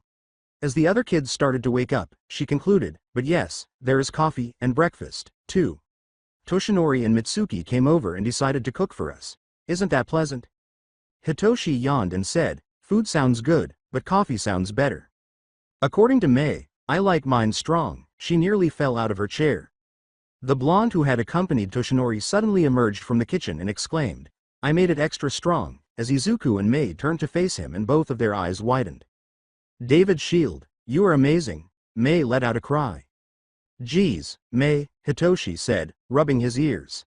He's the greatest support gear designer out there and maybe everyone's first sidekick. Mei was not as loud as Izuku's blare. They were both rubbing their ears now, Himiko and Hitoshi. Inko shook her head and said, I'm sorry about them. She said this to the blonde American and the deafened children. They tend to get a little excited whenever they meet someone like you. She laughed as Himiko sat up and wiped the sleep from her eyes. These two probably won't stop fangirling until they leave, Hitoshi said, glancing at the girl. We might as well eat. Mei gave him a disapproving look and said, hey, just so you know, I have never, ever fangirled over anyone. Thank you extremely. This guy might just be buying some of the designs Izuku's got, and that, she yelled, placing her hands on her hips before pointing to David. Clamping his hands over the girl's lips, Izuku scurried across the floor and said, come on, Mei, we don't even know why he's here. Mei scowled beneath his hands, flinging them aside and causing the youngster to lose his balance. Bo-oing this resulted in his hands touching Mei's breasts. Hey, I apologize. As Izuku fell to the ground, Mei covered her chest and said, you pinched a nipple. With wide eyes, Hitoshi sat and shook his head, saying, oh, you lucky bastard. While Izuku was on his hands and knees, dropping his head to the floor and repeatedly stammering out, I'm sorry, Himiko was nearly biting her tongue to contain her amusement, and the grown-ups, of course, had no qualms about their laughter and were howling at the angry expression on Mei's face. Your house certainly is lively, David said, wiping a stray tear from his eye as the mother groaned, hoping for the 100th time that Mei would show interest in her son. However, considering her son's luck, he might still find a partner and have some grandkids for her. Even when everything subsided, breakfast was a boisterous event. David and Toshinori shared anecdotes from their early years, but they both avoided sharing any that may be related to All Might. Many of these stories ended with the two of them getting into trouble, which made the other members of the group laugh. You two sure were a wild pair, Mitsuki said, laughing as Toshinori concluded her sentence. I can't imagine what you were like in your prime, Toshinori, no offense. None taken, Mrs. Bakugo. Toshinori waved it away, saying to himself, I used to look a lot different before I was injured. It's true, David remarked, nodding, the guy used to be as wide as a refrigerator. Looking at the man's skeleton, Hitoshi remarked, I guess that just goes to show how hard hero work is. He wondered how the man had previously worked. Yes, hero work is dangerous, Toshinori replied, nodding, before turning to face Izuku and his companions. That brings up quite the little story, he said. Inko informed us of the events of the previous evening. Well, Izuku sprang in his chair, half opening his fork. The man shook his head and added, Now, I'm not admonishing you, saying that it was not his place. Your mother should have done so by now, if anything. Mei and Izuku reddened slightly. In reality, the woman had been crying so much that it was difficult to determine whether she was joyful, sad, or angry. In Himiko's case, the girl had been nearly smothered by maternal love before being taken into the Midoriya home. Looking at the young blonde girl at the table, who was now drinking a cup of tea that Inko had prepared for her, Toshinori continued, No, what I really want to say is that, were you two young interns, I'm quite proud of how you handled things. And I'm sorry that you had to go through something like that for so long, young lady. No one had ever suspected that she was in trouble before, so Himiko didn't respond. How could she? Izuku is already turning into a tiny hero, isn't he, Inko? Too bad that the first person you rescued was that ungrateful brat of mine. Mitsuku stated, grinning happily before turning to face the young guy. I discovered later that you were the one who saved him from that sludge villain a few months ago, she moaned. Just laughing, Izuku said, Oh, it's okay, I'm used to it after all this time.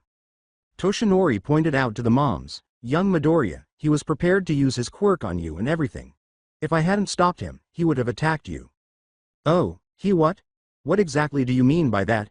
Mitsuki yelled, reminding the blonde man of the boy in question. According to Toshinori, I wouldn't lie about something like that, he remarked. Mei appeared appalled, saying, geez, the guy seems like. Before turning to face Izuku and saying, hey, hold on a second, Recovery Girl said something about you surviving a bomb blast or something. What? Inko yelled. Mei, feeling deceived, Izuku yelled. What? It's accurate. So, was that the same guy you saved? She asked, crossing her arms. It has to be him, Mitsuki moaned, leaning on her hands. Really, Auntie, it's not a huge thing. Izuku made an effort to cheer her up. For the benefit of the boy, David decided it would be best to try to change the subject. Talking about deals, how about those designs you wanted me to view, Toshi? Young Midoriya, how badly did he hurt you to get Recovery Girl to notice? Toshinori, however, was not going to be that easily duped. Izuku was too embarrassed to respond. With his companion throwing him a beseeching glance, Shinso responded on his behalf. She guessed that he's not been sleeping well, he said. Nightmares. Sensitivity to noisy environments. She wants him to see Hound Dog when he gets into the school. Izuku's face continued to flush as he talked, and Mitsuki appeared as though she was about to burst into tears. I should have seen it sooner. No wonder your confidence is so low, Toshinori moaned, pinching the bridge of his nose. Post-traumatic stress disorder. As Mei turned to face the man, she added, Recovery Girl also said that he has a pretty low opinion of himself. Mitsuki abruptly got to her feet, her face pale with anger, and said, Inko, I'll contact you later. I think that boy and I need to have a serious conversation right now. Inko got up to stop her, saying, Mitsuki is currently in school, so it won't help. I'm not interested. I knew he had a bad attitude, but this is way more than I can put up with, the woman yelled. Hell, you ought really consider filing charges. He's your son, Mitsuki. Inko appeared stunned. He's just as good as my nephew, too, her buddy said, gesturing to Izuku. You can guarantee that I would have given that youngster the thrashing of his life if I had known sooner. David spent some time cleaning his glasses while the two women continued to debate about what to do with their sons. I really stepped in it this time, didn't I? Looking at his companion, he whispered, Toshi, what about those blueprints? I'm really sorry about all of this, Mr. Shield, Izuku said, placing something in front of him. He looked at his two pals and said, they were just trying to help me. That's what friends do, young man, David said, glancing at the four kids, Himiko remaining silent throughout the conversation. They look out for each other, and have each other's backs when there's trouble. Toshinori nodded in agreement, and David simply grinned at the boy as he picked up the notebook he had placed in front of him. Just don't take after me and this skinny lug since he was always making us late for our classes. That was one time, and I made up for it, didn't I? Toshinori sputtered. As he began to thumb through the book, David grinned at him and remarked, it was 6 times, and a meal for each time hardly makes up for the ass chewing we got when the teachers had had enough. He once adjusted his glasses while Mei and Izuku were holding their breaths. Hey, is he really that big of a deal? Himiko muttered as she turned to face Shinso. Sure is, Shinso remarked with a slight chuckle as the man worked through the drawings. He's made all of All Might's hero costumes, and he's made gear and costumes for some of the biggest names in the business, Shinso stated. His technology is in use all across the world. Ooh, Himiko said with a hint of admiration. Izuku and Mei were waiting for the man's response while David read on and the two women continued to argue. Then, his glasses gleamed and he snapped the book shut, stopping Inko and Mitsuki from arguing. Young man, you have no idea how much I've waited for something like this. He held up the book, saying, the tech in here is beyond anything I've ever seen. He glanced at the young man and said, I don't know how you got it, but if it was given to you in good faith, I can only think that it was meant to be used. So how much do you want for it? What design were you examining? Izuku asked foolishly. Oh, you misunderstand, Mr. Midoriya, said David with a smirk, I want all of it. As Mitsuki grabbed a roll of paper towels for Inko, her eyes filled with tears of joy, Izuku and Mei's jaws slammed onto the table. Mei and Izuku exchanged glances before Mei shrugged and said, it's your tech, she said, your price tag. Izuku paused to consider the possibility of naming the proto-tools after us. I'd like those at least to stay with us, he said, gesturing to Mei and himself, respectively. David nodded. Understandable, they are extremely versatile and would do well in the police forces as capture weapons. If you can do that, then I'd say just name a price, Izuku replied. That way May and I could get royalties from the Proto Tools and not have to worry about future funding. As he pulled his checkbook out of his pocket, the man laughed and said, we can draft a contract for them later. I take it that you want Miss Hatsume to receive half of whatever I pay. Yes, sir, May grinned at Izuku, who grinned back. In addition to the Proto Tools, I'll also put your names on the rest of the tech. May squealed with delight as Toshinori read over his shoulder, and Izuku simply continued to smile. Please, tell me if this is too small a price, and keep in mind that this is only half of it, David said as he started writing out numbers. Miss Hatsume will receive an equivalent amount. He ripped the check and gave it to the teenagers. But when Izuku saw the price, his immediately passed out, while May's expanded to the size of a dinner plate. Sir, I think you might have lost a decimal somewhere. This is the gross amount that Endeavor receives, May yelled. Oh, that's not yen, miss, David replied. It's American dollars. May immediately went to the floor to join Izuku. When Izuku sold his drawings the next day, the Midoriya home was utterly deserted, and May and Hitoshi had to go back home to continue their schoolwork, while Inko and Mitsuki took Himiko shopping for the day. Meanwhile, a car was taking Izuku to his school so he could take his final examinations. Since he had given his mother the car to go shopping, Toshinori had come early and volunteered to transport him. Are you nervous? As they drove along, the man said, I'm sure you have some pretty unpleasant memories of Aldera. Izuku looked down at the Ultimatrix and shook his head, smiling at his mentor. No, sir, I'm all right, really. He said, and I've been studying like crazy. It may not be an actual quirk, but the Ultimatrix is helping me achieve my dream of becoming a hero. So they can't make me feel useless anymore. It will be wonderful to finish it at last and begin studying for the classes at UA. Toshinori laughed. It was good that the boy was so confident in his academics. In fact, when he had told Nezu about the school in question, they had discovered a lot of information that had been overlooked, and not only was the Bakugo boy openly using his quirk in class, but other students were as well, and not to the same degree as Bakugo appeared to be doing. But unsanctioned quirk use was unsanctioned quirk use, and that alone was enough to land the teachers in a lot of trouble. However, it was also found that the school had a very biased view of people with quirks and people without them.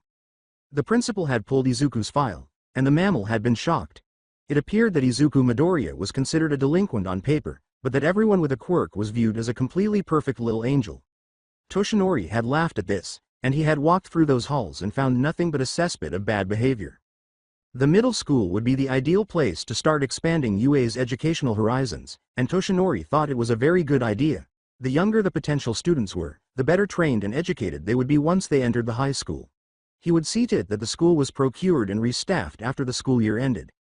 According to what I've seen of your school records, your grades are just barely up to scratch, Toshinori said softly, but the child could hear him perfectly well. This was another thing he had seen. The youngster frowned broadly and added, but I'm very sure that I answered all of the questions on my assignment perfectly. I even checked the internet to be safe. Why would they? There are so few people that are quirkless nowadays that the discrimination has gotten to near racial levels, Toshinori muttered in the back of his throat, adding, probably because they see you as a liability, even if you, technically, have a quirk now. Izuku appeared depressed by this. He gave it his all every day, and learning that his school was the main source of his troubles was worse than Katsuki berating him for his irrational hopes. Shortly after the revelation, they parked and drove into the school. Toshinori was tempted to bulk up into All Might to frighten the faculty members, but he resisted the urge to make the whole thing into a nightmare for the media circus. He would be content to watch his young apprentice graduate from this awful school and enter UA as the young hero that he was. Wonderful to see you back, Mr. Midoriya, said the man, anticipating a stuttering response from the boy, but getting the coldest expression he had ever seen on the boy's face. Izuku's former principal, who knew they were coming, was waiting for them outside the school with a fake smile that tightened when he saw the skeletal man next to him. Well, let's head to the testing room, shall we? I'm sorry, sir, but given the circumstances, I'm afraid that... Izuku bowed and entered the school, not anticipating the hero agent to follow him. Toshinori stated calmly, All Might has taken an interest in the youngster, turning the man white. Where do you think he's been since I hauled him out, He turned on the man with a hard stare. He gestured to the boy next to them. Look at him. Does he still have the same appearance? He was still lean, but his arms and legs were strong and sculpted with hard-earned muscle. He was even slightly taller than he remembered, at about 5'7", where he had previously only been an even 5 feet tall, and there was a look in the boy's eyes that he had never seen before, thanks to Izuku's training before he had been forced to slow down. Then Toshinori grabbed the man by the lapels and reminded him that although his body didn't seem strong, he was. If this boy's scores are sabotaged in any way, shape, or form, then not only will you face me, but the entire legal team that supports Might Towers, Toshinori said. Before you can say I'm here, I'll have you imprisoned in Tartarus. All right, I promise you that nothing of the kind would occur under our care, the man gulped loudly. Now, will you kindly follow me? To put some distance between them, he hurried down the hall after shaking himself free of Toshinori's hold. Naturally, the two followed more slowly, with Izuku taking a moment to take one final look at his former school, where many students were still enrolled and taking the same exam he was about to take. He tried not to worry about them, as it didn't matter to him what happened to them after they graduated. They were all bullies, and while he didn't necessarily dislike him, he couldn't. There was nothing between him and them that would make him care anymore. The principal led them to an empty classroom and remarked, "Here we are. I think you'll find this room satisfactory." When Izuku entered the room, he found a lonely desk waiting for him, and he didn't argue. He was relieved that it was vacant because he wouldn't have to endure any questions, mockery, or teasing while he worked. "These are your exams for each class you've taken up to this point," the principal remarked, placing a yellow folder in front of him and following him. "You can take your time finishing them, I'm sure you'll need it." Izuku was about to open the folder and begin when Toshinori rushed into the room and grabbed it. He took out the testing papers and examined them, leaving Izuku perplexed until he noticed the principal losing what little color remained in his face. Toshinori then turned to face the man, his darkened eyes gleaming brightly, and said, "I think I told you to keep this fair, didn't I? These are for college students," he said, displaying the documents. "Well, sir, that's what you see," deceptively calm, Toshinori remarked. "Young Midoriya, I think an online test would be preferable for you." He smiled slightly at the youngster and said, "Now, why don't you walk outside and wait by the truck?"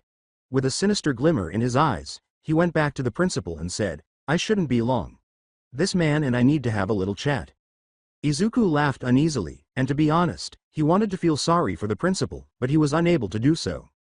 Just as he heard his mentor start yelling at the man, he went out into the hall and closed the door. The tone he was using made him think of Toshinori temporarily transforming into All Might, but he was clearly accustomed to dealing with such people. His hand instinctively went to his Ultimatrix before he recognized his assailant, and he started down the corridor and toward the exit, making it halfway there before a familiar grasp tightened on his shoulder and he was shoved into the lockers. "You little shit," he said calmly, "do you have any idea what you've done to me?" Katsuki Bakugo stood there looking more angry than he could ever remember, his hands already smoldering, ready to explode at any moment, his eyes burning with pure hatred, and his teeth clenched so tightly that he could hear them grinding against each other. Katsuki's eyes widened at the teen. "Whatever you think I've done, I have no idea what you're talking about." The boy thought idly. Auntie Mitsuki must have confronted him. However, the boy who would have flinched before the explosive teen had long since been put away. He reached up and wrapped his fingers around his former friend's wrist, saying, "Let go of me, Bakugo." He was actually becoming irritated as Katsuki pulled him back and pushed him against the lockers once more. "Oh, like you don't know. You have turned me into a laughing stock," he yelled. "All these fucking extras who used to treat me with the respect I deserve won't stop talking about you," he growled, leaning in close to avoid being heard. "You and your new, foolish quirk. And you want to know something else?" he snapped. "I was even the target of the old hag. And you believe I'm at fault? It wasn't even me that told her about what you've done," Izuku said, startling the blonde, who wouldn't typically respond to him. "What have I done? I've only ever made sure a loser like you knows his place. Under my feet," he said, as a tiny pop sounded at his palm. "And who gave you the authority to make that decision? Can't you even see what you've become?" shouted Izuku. "I used to admire you, Bakugo, because I saw the hero you could be," the boy said, looking pityingly at his old friend. "But the minute you started treating people like they didn't have any feelings, like they didn't matter, I couldn't just stand by and let you hurt people like some villain." Katsuki's grip on his shoulder relaxed. Bakugo's eyes became frenzied. "Villain? Do you believe I'm behaving villainously?" He looked down at his wrist, spotting the Ultimatrix with Izuku's hand hovering near the dial. He gave the boy a wild grin. "What about you? You must be desperate to exact revenge on me, don't you? Hurry up, see what you're capable of." Katsuki scowled at Izuku as he shook off the other boy's hand, saying, "I wanted so much to show you that I'm not the useless boy you used to beat up all the time. That I'm not a Deku." Izuku's hand nearly touched the Ultimatrix, but he let it fall to his side. "What the heck? Katsuki's hands sent off little crackling explosions. Come on and show me what you've got. Mister, I've got a quirk now. The boy became even more irate when Izuku simply shook his head and left him, saying, I've got nothing to prove. Least of all to you.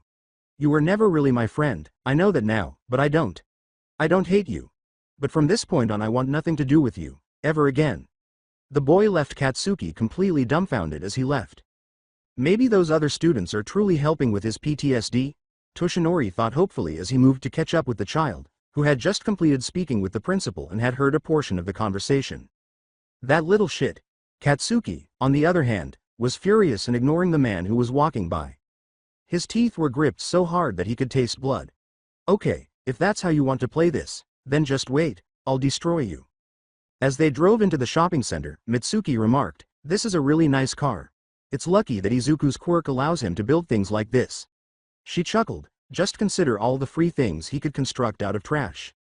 She looked back into the back seat where Himiko was sitting quietly, drinking a cup of synthetic blood, and said, oh, I don't think we're going to have to worry about paying for things for some time, reminding her friend. What with my half of everything from my divorce and Izuku selling those blueprints, I think things are going to be looking up from now on. Which means you don't need to feel guilty about anything we buy for you today, sweetie. As she nervously chewed on the straw, the girl added, I still don't know what's supposed to happen to me when all of this is done. She asked, do I just be passed around in foster care until I am 18? With an angry expression, Inko said, definitely not. You've been through too much to go through such nonsense, she yelled, wheeling nearly completely around and making Mitsuki grasp the wheel. Before they even consider giving you to another family, I'll adopt you. The road, Inko. As the woman's position pushed her foot further into the acceleration, Mitsuki yelled. In fact, Himiko was more shocked than she had been when she learned that her parents would no longer harm her when Inko wheeled around to regain control of the vehicle. You'd truly adopt me? Obviously, I told you that I've always wanted a daughter, sweetie, and now I kind of have one. Provided you'd like to stay with us, she added firmly, although her tone had softened somewhat as she gazed in the rearview mirror. Himiko gave a very slow nod. I think I'd like that, the girl said, giving herself a hug. As they arrived at a big shopping mall, Inko grinned at her through the rearview mirror. I know that I would enjoy it, she said, grinning as she parked the car. Now, Mitsuki. Where is this supposed to be a famous clothes store of yours? Oh, honey, wait till I show you what I've got, Mitsuki said with a broad smile. After 20 minutes, Himiko would readily admit that the dresses were all very pretty, but there was only one issue. She had no idea that she would be thrown into a store selling incredibly expensive dresses made of satin, silk, and some of the softest cotton she had ever felt when she considered buying more clothes. None of these appealed to you. The salesperson was no better. Despite her best efforts to choose outfits that complemented her skin tone, nothing really stood out to Mitsuki, who looked as though someone had just informed her that her store was closing. It's not that I don't like them, Himiko muttered as she stared at herself in a crimson dress with spaghetti shoulder straps, feeling guilty for failing her. I don't see myself wearing this just to go to the park, or hang out with. She's right, Mitsuki, Inko said with a laugh. All you've been showing her are outfits she would require for a classy night out. Honestly, sweetie, some of these dresses look like they're about to fall off of her, her buddy said, giving the woman a little scowl. This fashionista muttered, that's sort of the purpose, in some aspects, with her arms folded across her chest. Oh, don't act so smug, Inko. You're correct. The woman merely smiled at her as she half-heartedly snapped, once you've shed a few pounds, we'll be back here for you. Are you serious? My breasts would fall out if I put one of these on, she said, glancing at a garment that was once her size. While Mitsuki coughed to conceal a flush, Himiko laughed at that mental picture. Don't you have any regular clothes, dearie? She questioned the shopkeeper. She took them to the center of the large store, where Himiko's face glowed with excitement. But of course, ma'am, just follow me, she said. Now this is more like it, thank you, dearie, Inko chuckled as Himiko disappeared among the lines of shirts, pants, sweaters, and shoes. With a pout, Mitsuki said, a girl with her looks needs at least a couple of dresses. She reminded her, laughing a little, I at least kept the black and red cocktail dresses, adding, I admit, she looks lovely in those colors. Inko showed her some of the garments the girl had previously tried on. Himiko returned to the three of them with an armload, saying, wait a minute, how am I going to pay for all of this? That did help her friend feel better. She was still wary, even though she liked her kind of mother, Inko, and Mitsuki a lot at this point. She questioned in a near panic, hoping that this wasn't a prank. Mitsuki simply gazed at her and said, "Honey, I assumed you were aware, I own this business, so you can just take whatever you want," she said, gesturing to the clerk. She smiled and winked at the girl, adding, "But only for today, okay?" Blinking at her, Himiko said, "But that's theft. According to Papa, stealing was." Mitsuki smiled and said, "Papa Schmappa, this is me giving you a gift, sweetie. A gift that you more than deserve after what you've been through, so think about this for a moment. A really big birthday gift, go ahead and bag these up, Machiko, she'll need shoes, too," she said, smiling as she reached out and took the garments from her before giving them to the cashier. The woman chuckled and said, "Yes, ma'am, and don't worry, young lady, this store's sales are very high, considering the only competition we've had has been from the stores owned by Uwabami," she said, laughing as she made her way to the front desk. "Just bring anything else you find up to my desk, okay?" The small girl was on the verge of tears again, and Mitsuki and Inko gave her an indulgent grin. "Have you ever worn heels before, sweetie?" While Inko merely moaned, Mitsuki inquired. "Just don't wear stilettos, please," the sulky woman pleaded, "because those are nothing but death traps." When Himiko attempted to maintain her balance, Mitsuki persuaded her to try on a pair of the high-heeled shoes, and the poor girl immediately regretted her decision. "I don't think these are my kinda, whoa." When she had tried to stand up in the shoes, she found that the tiptoe way it held her feet up was exceptionally uncomfortable, not to mention the sudden increase in height gave her a dizzying head rush. Had it not been for Inko standing next to the girl, she would have toppled over and fallen flat on her face. "Yeah, I don't think these are my thing," she spoke with a great deal of embarrassment. "If you want the girl to wear heels, then at least give her something lower, like ballroom heels or perhaps a ballerina flat." "I didn't think so," Inko said with a giggle as she helped the girl sit down again to remove her shoes. After witnessing the girl's near accident, her companion promptly agreed with her. After a little while, Himiko was seen carrying 4 distinct boxes. "Isn't this a bit excessive?" "Really, a pair of sneakers would have been fine?" she inquired. Looking at her as if she had grown a second head, Mitsuki said, "Now, that is absurd. At least this many pairs of shoes were probably owned by your mother." "Oh, no. Papa never liked her spending too much money on things he thought we didn't need," Himiko said. Manically, Mitsuki's eyes started to twitch and he said, "Your father is a schmuck." As she turned around and made her way to the front desk, Himiko had to bite her lip to contain her laughter. Miss Midoriya. I don't mean to pry, Buddha." Inko turned to face her. "Dear, what is it?" did Inko ask. I was just wondering. I mean, I noticed her blushing around you, and..." Himiko blushed. "Are you and Mrs. Bakugo dating?" Inko asked, still a little perplexed. "No," Inko said, raising her eyebrows into her hair. "How did you come up with that idea?" "We have been friends since we were kids, but we both got married and had our sons," she said, genuinely shocked. "In addition, Mitsuki has a wonderful husband, and I recently went through a divorce." The girl nodded and said, "Oh, I'm sorry, then." She was blushing a lot, and I just observed it. "Oh, she's probably just embarrassed that she picked the wrong clothes for you, sweetie," Inko replied, laughing at her pal. "I'm willing to bet that she's pretty happy today as well," she added. "It's been a while since we've truly had the opportunity to spend time together like this." She was undoubtedly thrilled that I invited her on this brief excursion because we had just resumed our dinner dates with her and Masaru. Himiko nodded once again, although she wasn't entirely sure. At the front desk, they discovered Mitsuki and Machiko engaged in lively conversation with a very special young woman, whom Inko felt was all the more beautiful because, from what she could see, she was a girl with pinka everything, really. She was slightly taller than Himiko, had fluffy pink hair, and had lighter pink skin. Inko smiled at the girl, who turned to face her. "I'm sorry, dearie, I didn't know we were keeping you from your regular customers." The woman thought, "Oh, my, what a lovely girl," as she saw the girl's golden irises surrounded by an unusual but beautiful black sclerae. "Think nothing of it," Machiko said, shaking her head and smiling as she pointed to the girl. "Miss Ishido here is actually quite the frequent customer." "You better believe I am," the girl said with a smile.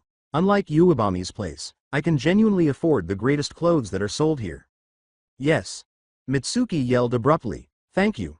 We commoners cannot find anything affordable enough to wear from that cocky woman." "You're a former fashion model, Mitsuki, so I'd hardly call you a commoner," Inko said with a laugh as Himiko set her shoes on the desk. "Talking about modeling, this young woman looks like she may be a rising star." "Ah, Shucks, I don't think I'm model material, the girl said, gesturing to herself as her cheeks turned a pretty shade of purple. Pink skin isn't exactly all the rage these days. Mitsuki looked at the girl calculatingly and said, I wouldn't sell yourself short so quickly, young lady, smiling as the girl blinked at her. You have quite the nice figure for someone as young as you are, and your skin is a lovely shade that would go quite well with most any color dress you wear. Mitsuki. Inko slapped her arm to reprimand her. That's not what I mean, and you know it, she replied with a grin. What I mean is that she has a healthy body, not like some girls who think a French fry equals an extra 20 pounds they have to barf up later. Seeing Himiko standing a little behind her, seemingly terrified to be close to the girl, Inko nodded. The woman grinned and reached around to reassuringly hold the girl's hand. While raising her hands and rubbing her fingers together, Ashido said, Yeah, I like my fries, laughing a little embarrassedly.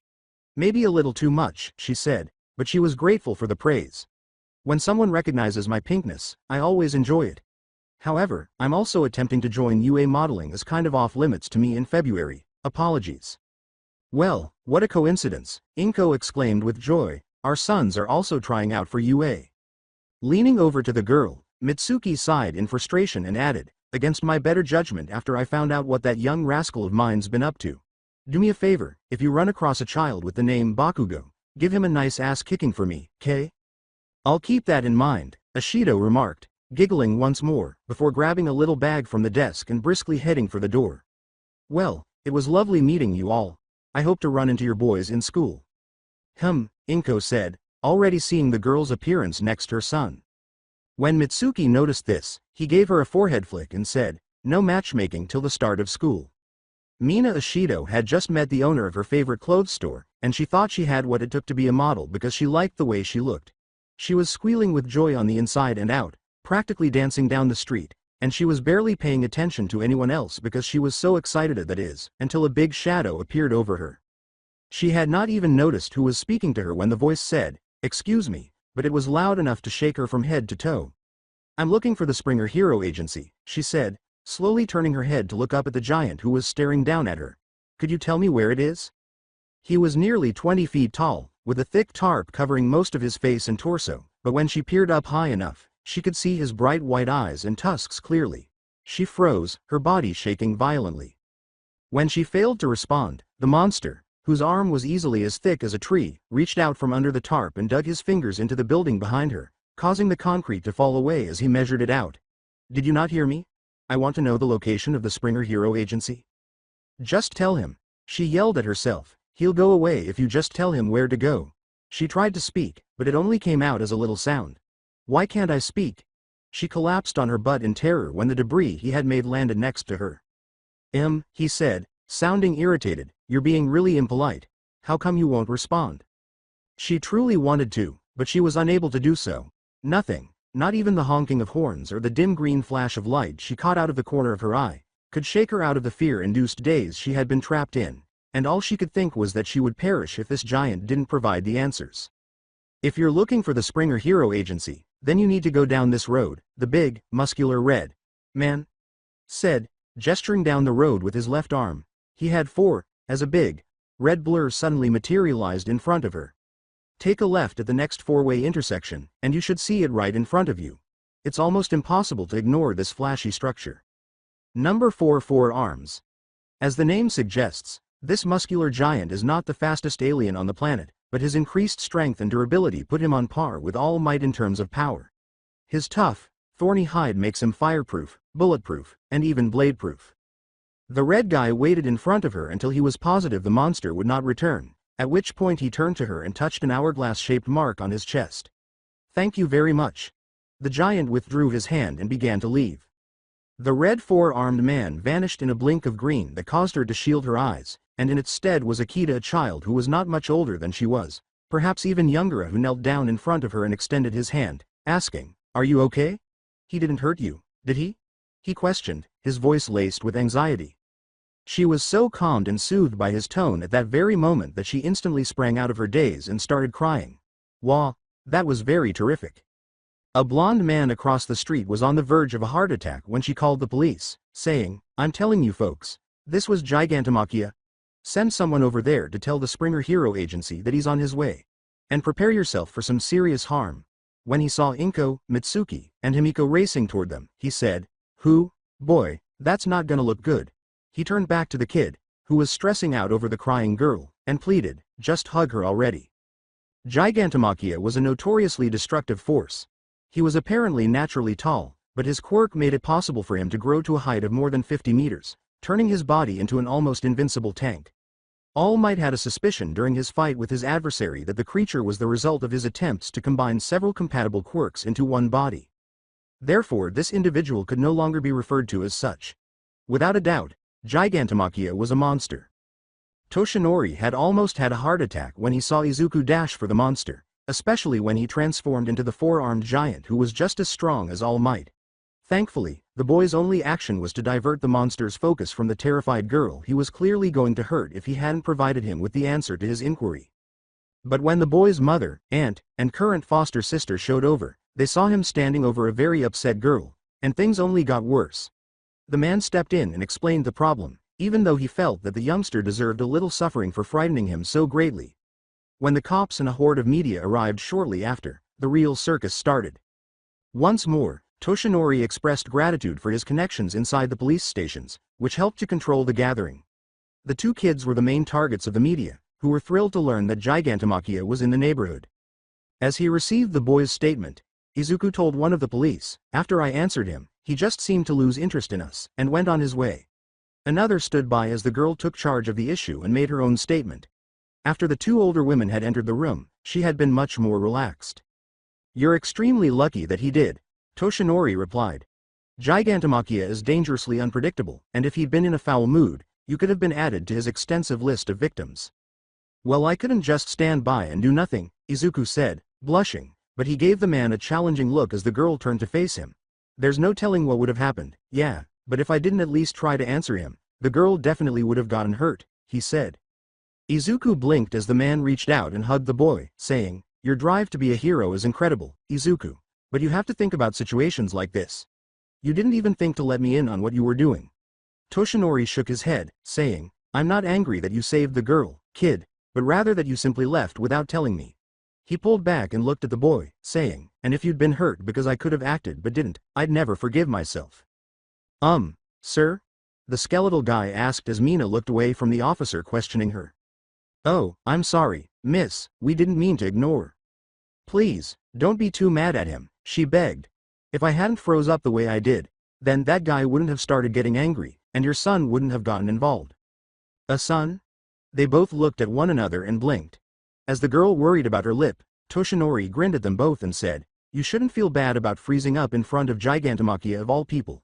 Even All Might thinks that guy is a monster. It's not something you should feel sorry for, young lady," the man said, adding, "This boy's got the heart of a true hero, always rushing in before he can think things out." Well, he's not my dad, but," Izuku stammered, his face a little agitated in response to the girl's intense focus on him and Toshinori's quiet laughter at his situation. Oh, she said, blushing a very lovely shade of lavender that surprised Izuku. The lad himself blushed more when he saw the unusual hue on her cheeks. "I'm sorry, you guys seemed pretty close, so I thought." "Believe me, I wish he was my son," Toshinori said with a giggle as the boy's mother approached. Inko's cheeks turned a nice shade of pink as well. "At least then I'd have the right to smack him upside the head for scaring the hell out of me like that." Izuku nervously rubbed the back of his neck and said, Lucky me, huh?" Just before his mother did exactly what Toshinori wanted and gave him a fairly hard slap on the back of his head for being so small. "Ow? Mo-o-om." Toshinori laughed out loud as the girl with the pink skin giggled at the boy's whine. As she nursed her hand, Inko sighed, "Let that be a lesson to you for doing something so reckless. Even if you did save this lovely young lady." Her son's head was a little harder than she had anticipated when she slapped him. As the girl snickered, Mitsuki rolled her eyes and murmured to Himiko in a conspiratorial manner, "She's in matchmaking mode." She smiled. Mina looked at him and giggled behind her hand. "Well, I can honestly say that this isn't how I pictured meeting your son when you told me he was aiming for UA High. But I'm glad I did. He's a real hero." Mina's cheeks were dusted with another shade of lavender. Inko embraced him and remarked, "Oh, that he is, with pride. But he really needs to work on all of this running in before he thinks. Anyway, I should probably get this done so I can get home. My mom's probably going to have kittens when she hears about this. Mina laughed and turned back to the police officers. Well, I sure didn't mind, she said, then stepped back and looked back at Izuku. Before that, she skipped back toward him. Could I see your phone for a minute? Izuku blinked, perplexed. My phone? Egu, his mother said, pinching him quietly from behind. Yeah, sure, he yelled, reaching into his pocket to retrieve his phone. As the child handed over his phone, Toshinori approached Inko and said, wasn't that a little too crude? Are you joking? Not only is he shy, but he's clueless when it comes to girls. Inko muttered back, glancing at the man from the corner of her eye. He laughed, they just met, and Inko shrugged. As this was going on, Mina completed tapping on his phone and returned it to him. There, she said, returning it to him with a broad smile. Now we have each other's numbers, so, she trailed off a bit before Izuku noticed that lovely and distinctive blush more clearly emerging on her cheeks. If you're ever free, we can get together and hang out, maybe? When the boy's hair turned neon red, Toshinori's laughter became so intense that he almost coughed up blood. Inko simply sighed in frustration as Himiko and Mitsuki burst out laughing. In all honesty, the younger blonde girl thought it was the funniest thing she had seen in a long time, and she enjoyed the sensation of laughing aloud once more. Midoriya. Izuku's blush instantly disappeared when a well-known young man with indigo hair hurried through the crowd, avoiding a policeman, and took him by the shoulders. I leave you alone for one day, and I get a news update on my phone, he said, pulling the boy up to him. Wanna know what it said? Izuku stumbled out anxiously. Chance of rain on Tuesday? It said a certain green-haired hero wannabe nearly tangled with one of Japan's most wanted criminals. Hitoshi began to tremble. Is this a thing with you, or are you just completely out of your mind? Izuku tried not to bite his tongue as he exclaimed, really, Shinso, I didn't plan for this to happen, it just kinda did. You call that an excuse? Shinso barked, I'm glad we're friends, but come on, you're a magnet for trouble. Izuku begged, will you stop shaking me, I'm getting dizzy. Big deal, exclaimed Shinso. I swear to God, if I get into trouble because of you, I'm brainwashing you into wearing a green tutu. As the blonde man helped load up all of Himiko's new clothes into his truck because Izuku's car couldn't fit all of the bags, the remaining tension was completely broken by the arrival of the brainwashing team, and the situation swiftly dissolved, leaving the small group to part ways with Mina, who was driven home by one of Toshinori's friends on the force. Hitoshi moaned, I can't believe you, as Shinso rode in the truck with Toshinori and Izuku as the women drove the DX Mark 10 home. Can't you stay out of trouble for even 5 seconds? Well, I try, don't I? Izuku laughed uneasily, still feeling lightheaded from the shakes. Besides, it's not like I expected to meet the most dangerous villain in the world. To Izuku's dismay, Hitoshi sneered, and you totally didn't do it because there was a smokin' hot girl involved? At least tell me you got her number? He asked. He blushed once again as Izuku blinked and held up his phone. Well, yeah, he said. With a sidelong glance, Toshinori asked, what's wrong, kid? Izuku exclaimed joyfully, I totally have a girl's number in my phone. Toshinori swerved as Hitoshi screamed, are you kidding me? The brainwasher nodded in agreement as Toshinori sighed and massaged his chest, soothing his heart a bit.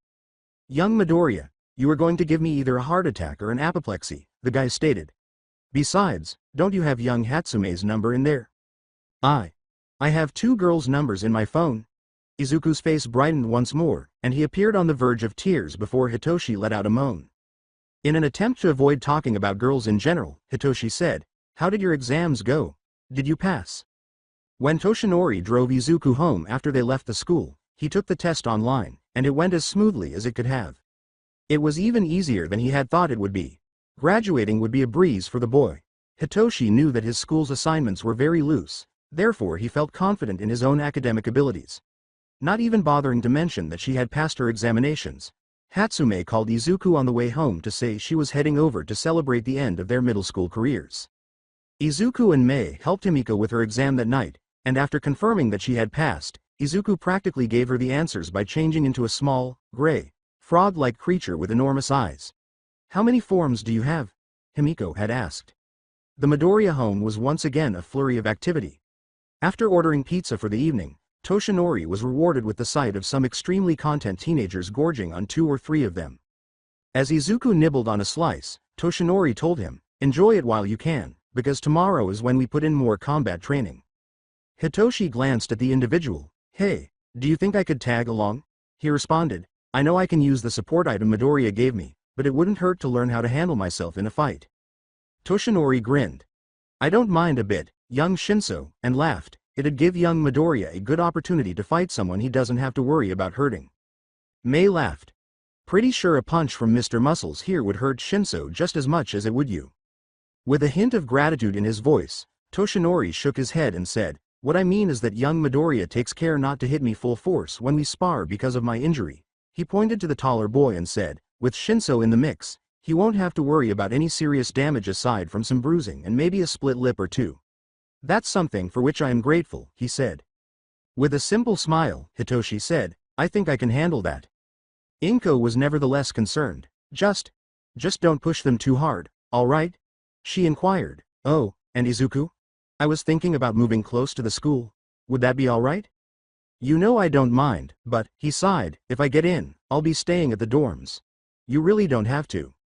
He's right, Inko, Toshinori said with a sympathetic nod, but I can understand wanting to be closer to your son and your therapist. Inko remarked, that would be nice, go out, have fun, hell have a few drinks just because you can. Mitsuki said from the kitchen, I think you should enjoy yourself, adding, Lord only knows how much you deserve it after dealing with all of the crap in your life. She glanced at Toshinori as she placed the pizza box on the table and said, and maybe find a new man? The blonde sputtered, peeved, as Inko turned red. To his mother's dismay, Izuku laughed at his mentor and remarked, you know, Mom, she's right, adding, you do need to go out more, and maybe have a little fun. And get back in shape, Mitsuki said, bending to prod Inko's abdomen. You used to be able to fit into a size 4 dress, it continued. Mitsuki, there's no way I can drop a full 3 sizes, Inko said, frowning and swatting her hand away. Never say never, my dear, Toshinori replied. Look at Izuku, for example. He used to be pretty scrawny until I got a hold of him. Well. Worried Inko's lip. Himiko said abruptly, hey, Ms. Midoriya. I think we made a little mistake with my clothes. When the child peeked out of her room, Inko and Mitsuki turned to face her. What do you mean, dear? Mitsuki said, I'm pretty sure we got everything you wanted. As Himiko timidly emerged from behind the door, she was flushed. Mitsuki simply cooed contentedly, but Inko almost started crying. With a smile, the pale blonde said, ooh, sweetheart, you look amazing. As her buddy put it, red is definitely your color, dear, Inko concurred. The crimson satin dress that Himiko had tried on at the clothes store was still on her when she emerged. When she tried it on, it looked to fit better than before, but she had assumed that finding it among her bags had been an error. When she turned to face her pals, she noticed that Mei was staring at her legs, but the two males had slight flushes on their faces. Mei said out loud, huh, maybe I am attracted to girls? Izuku merely laughed as Hitoshi turned his head to face the girl. Izuku remarked uneasily, that would explain a few things, but not why you don't seem to care who sees you naked, Hatsume, as Himiko suddenly felt the need to cover her legs from the mechanic's gaze. While Mitsuki consoled her, Inko simply groaned in defeat and said, well, that's one off the hopeful list. I know, Inko, I know, murmured Mitsuki as she touched her shoulder, but just think about it. Izuku's going to pass the UA exams, and be surrounded by incredibly beautiful young women. And one of them could make him a very nice wife. Auntie, Izuku said, looking embarrassed. Ignoring her son's indignant scream and the amusement coming from the other visitors, Inko questioned, you really think so, Mitsuki? She wiped a fake tear from her eye and said, at this rate, I'll be dead before that little idiot knocks a girl up. Mitsuki nodded dramatically and said, I know so, Inko, because he's such a darling young man, not like my delinquent of a son that thinks women are a waste of time. Oh, there, Mitsuki, it'll be all right, Inko replied. At least your son notices when girls show interest in him. Not like my son. He practically has to be hit in the face with it. Izuku begged, will you please stop? You do have a point there, Inko, Mitsuki said, barely holding back her laughter as she nodded in understanding.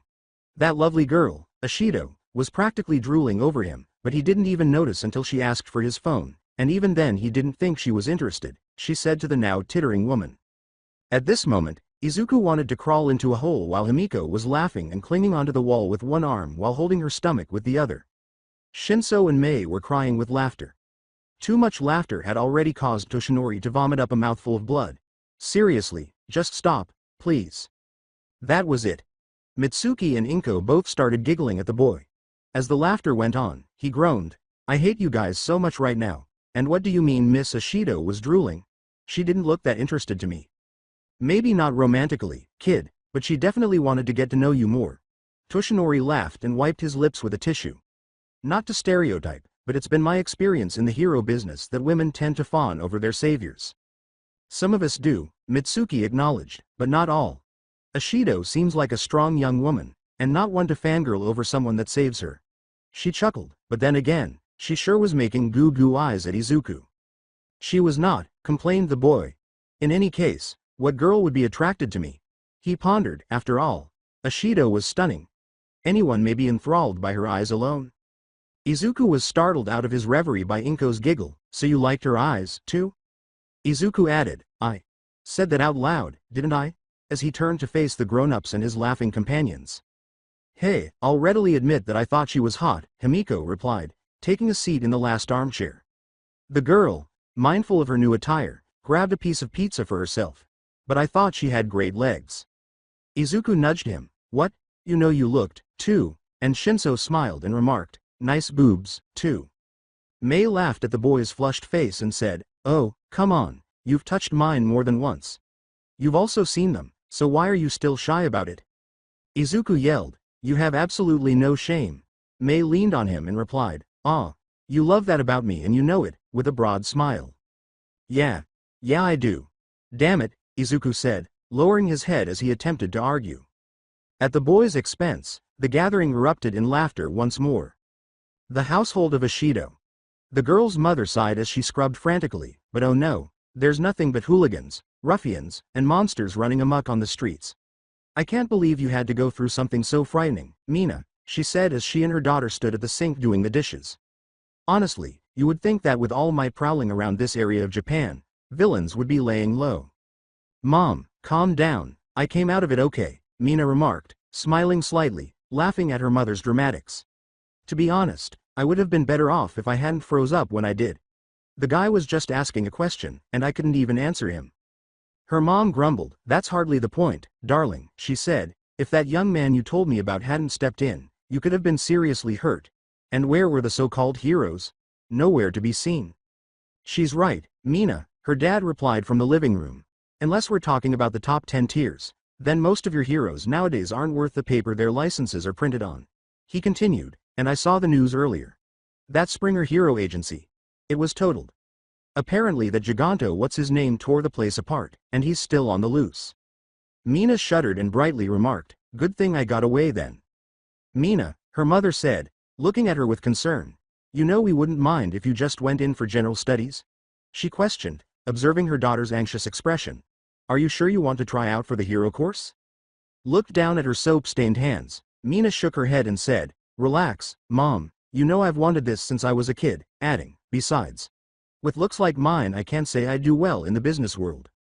Mina Ashido, that is the last thing I want to hear from you, her mother said, turning to face her with her hands on her hips. No matter what people say, you are a beautiful, sweet, and all-around wonderful girl, and I couldn't be prouder of how you look. Her mother's eyes were slightly watery. Mina gave her a smile. The only people she could confide in concerning her appearance were her parents. Her skin hue made her stick out more than if she were a nude person walking down the street, even though racism had completely vanished when quirks and heroes began to appear together. Few of them had skin like hers, but there were many full-fledged mutants that looked rather crazy, like Centipeder and Gang Orca. Bubble Girl was one of her favorite heroes because of this. Mina's skin was pink, and hers was blue. She resembled her mother in appearance. Her skin was a much lighter shade of pink than hers, so much so that it was hardly perceptible, and her eyes were the same black and gold. Her father gave her horns. The man was as soft as a lamb, big and muscular. However, he had two little horns that resembled tiny devil horns on his forehead. Other from her mother's ability to produce mild acids with her fingertips, neither of them was very noteworthy. As her mother sighed, her father had her laugh with him by joking, that goes without saying, but adding, though, you could have gotten my horns in a better way, my little Martian. Mina's crooked little horns resembled antennae, something one might see in some corny pre-20th century extraterrestrial film. Thus it was a small inside joke with them. She rolled with it like a bowling ball when her father constantly made jokes about his daughter's alien ancestry.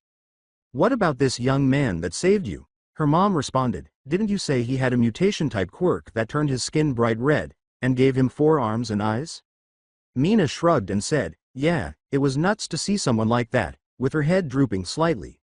"But he turned back to his original self pretty easy, so I'm guessing his quirk only mutates him when he activates it." She sighed slightly and said, "But I kinda liked his normal form better," as her mother gave her a knowing look. He was cute?" asked her mother. "Adorable," immediately exclaimed Mina. "He had this cute little mop of greenish-black hair that looked fluffier than mine is after a good shower."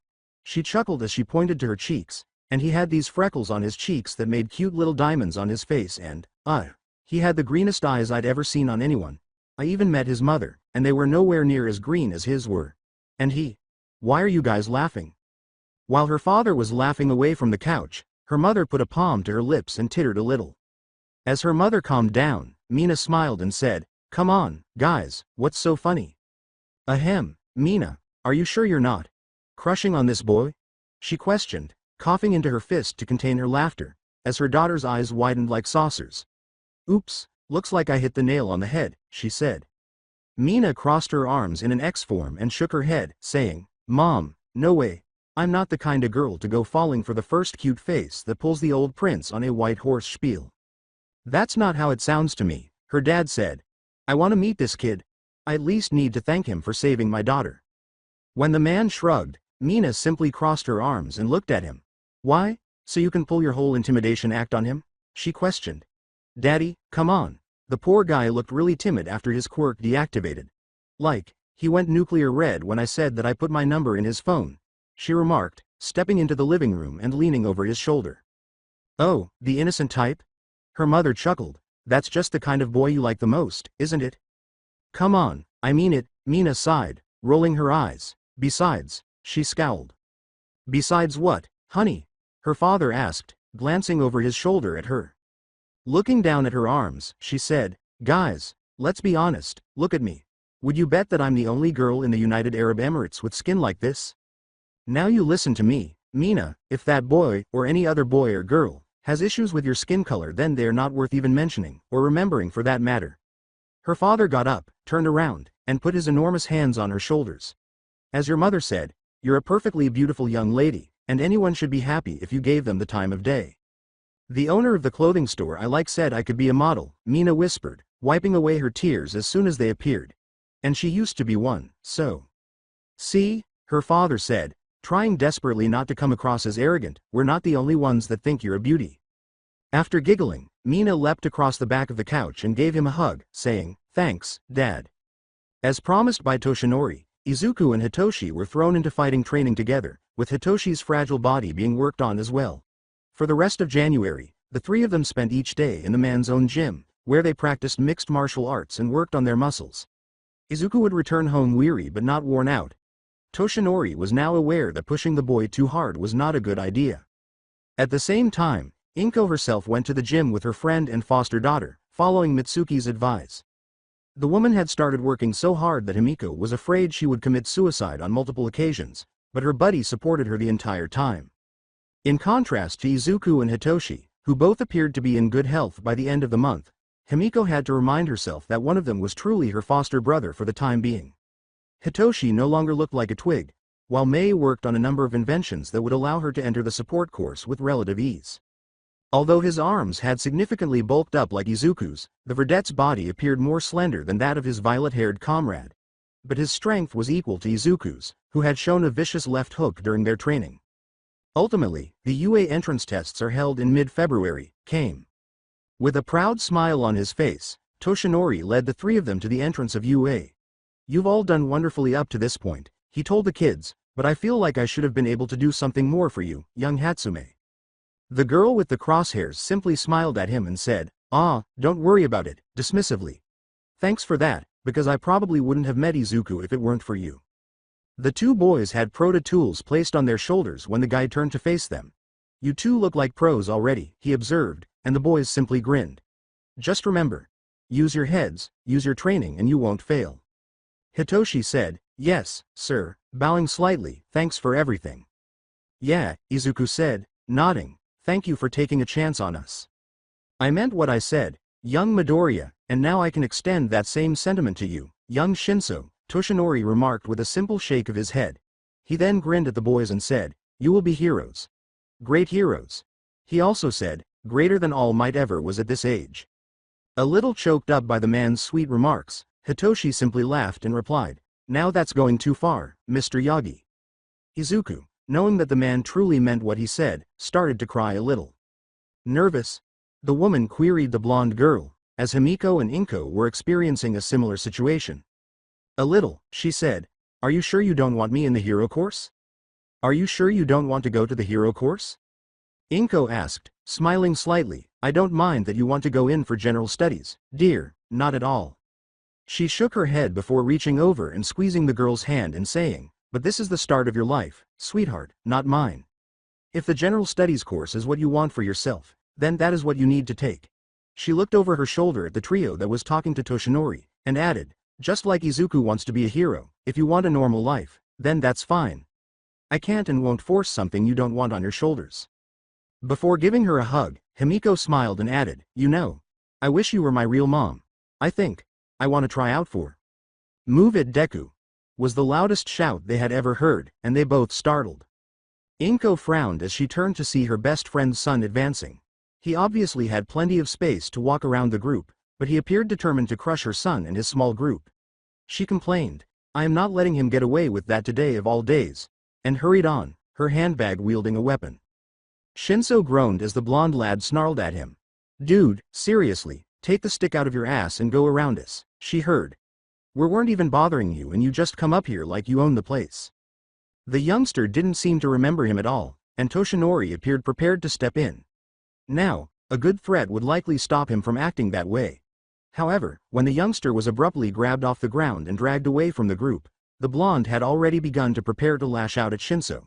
What the hell? You say one more word, young man, and you, me, and your mother will have a very long talk about your rude, violent, and disrespectful behavior. Auntie Inko, who was extremely irate, confronted him. With a shoo-shoo motion with her hand, she said, go on, scat. And then used her quirk to get him back on his feet. There now, there's no one in your way, not that there was before, so be on your way. The nerd was groping for something on his wrist, indicating that he was now prepared to fight if the blonde said anything to his mother. Katsuki stared at her and briefly glanced behind her. The boy wasn't a moron, though. His mother made it clear that there would be hell to pay if something happened to her buddy on his account. In any case, he wouldn't defy his own mother. When he turned around, he saw another bug directly, however, this beetle chose to sting him. Smack! Himiko Toga slapped the blonde across the face with lightning speed. The boy growled at her, dazed, bewildered, and now even more irate. Don't even think about hurting my mom. Or my brother. The girl shoved by him, but not before flashing some extremely sharp-looking fangs and giving him the coldest eyes he had ever seen. See you in the hero course, asshole. Without saying another word, Katsuki left, his cheeks flushed but not from rage. As he stumbled toward the school, his mind was a mess. How? Where the fuck did? Who the fuck? While Mei and Hitoshi were laughing, Himiko was nursing her stinging palm and whimpering, geez, I didn't think I hit him that hard. She waved her hand to ease the agony. Come on, guys, it's not that funny.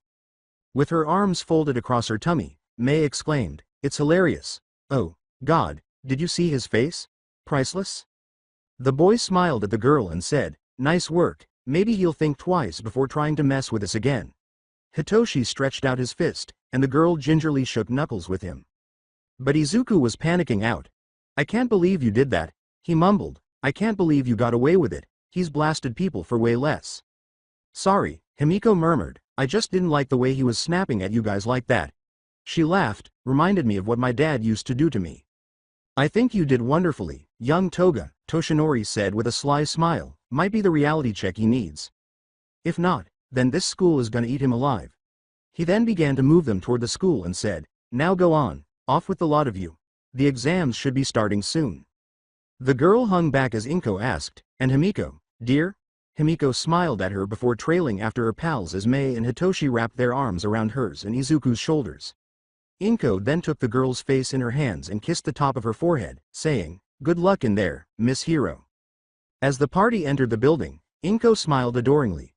As she observed her kid's smile, she remarked, "I never thought I'd see the day my son could smile like that," and she attributed it all to the small device on his wrist. Toshinori told the woman, "That boy has a natural ability to attract others to him." "Not so," he added, considering what would have happened if he had passed on his quirk to the boy. He would have been surrounded by these people even if he didn't have the Ultimatrix. If he had given the youngster his quirk, he could have easily witnessed the ascent of a great hero, but he also saw the risks that may result. The youngster was now more than simply a pupil in his eyes. He did nothing to correct Ashido, the girl who had mistaken him for his son. He smiled and slanted his eyes toward Inko as she dabbed at her tears with a tissue. "I do think of him like he's my own at times," he thought. "If I could only." In the pocket of his jacket, his phone began to buzz. "Where are you?" Principal Nezu said, "You will be late for the main event." Before turning to face the woman, the man muttered, "Oh, dear, I'm sorry to leave you, my dear, but it seems that I'm needed inside the school." Inko replied, "All right," and laughed, "I have something to attend to with Mitsuki, too. But please, do keep an eye on things." "Of course," laughed Toshinori, nodding. We could meet up afterward for." Inko remarked hastily, "Only if the children are allowed to come along." Even after spending so much time with the man, she still wasn't ready to perceive him as a love interest, but she felt horrible since he appeared wounded for a brief while. With his cheeks flushed, Toshinori stroked the back of his neck and said, "I was actually going to recommend taking the kids out for burgers." She nearly seemed disappointed when she said, "Oh. The truth is, she was a little unhappy that he wasn't asking her out alone. However, she could see why she would want to spoil the kids after the day they were about to enjoy. "Oy vey, I'd better get going," he murmured, turning back to her, before either could reply. "Good luck with whatever you and Mrs. Bakugo are up to." "Thank you," the woman, who was also agitated, added. Slowly, the man left, leaving Inko feeling she was not entirely sure. She sighed, not really paying attention to her destination, and turned to walk, shaking her head. "I need to get a handle on this," she thought to herself. "He's a nice man, and it's obvious that he wants something more than our friendship. My therapy sessions have been going really well, but she was startled out of her reverie as a tiny body touched her. "Oof. Ow," yelled the person she had collided with. "Oh, I'm so very sorry, Oh, Miss Ashido." Inko yelled in fear as she noticed the girl feeling her privates where she had landed, blinking in amazement. The poor girl was carried off the ground by her quirk, and the lady sighed, "Oh, my dear, I'm so sorry," as she helped her back up on her feet. "I don't know what's gotten into me today. I can't seem to keep my wits about me."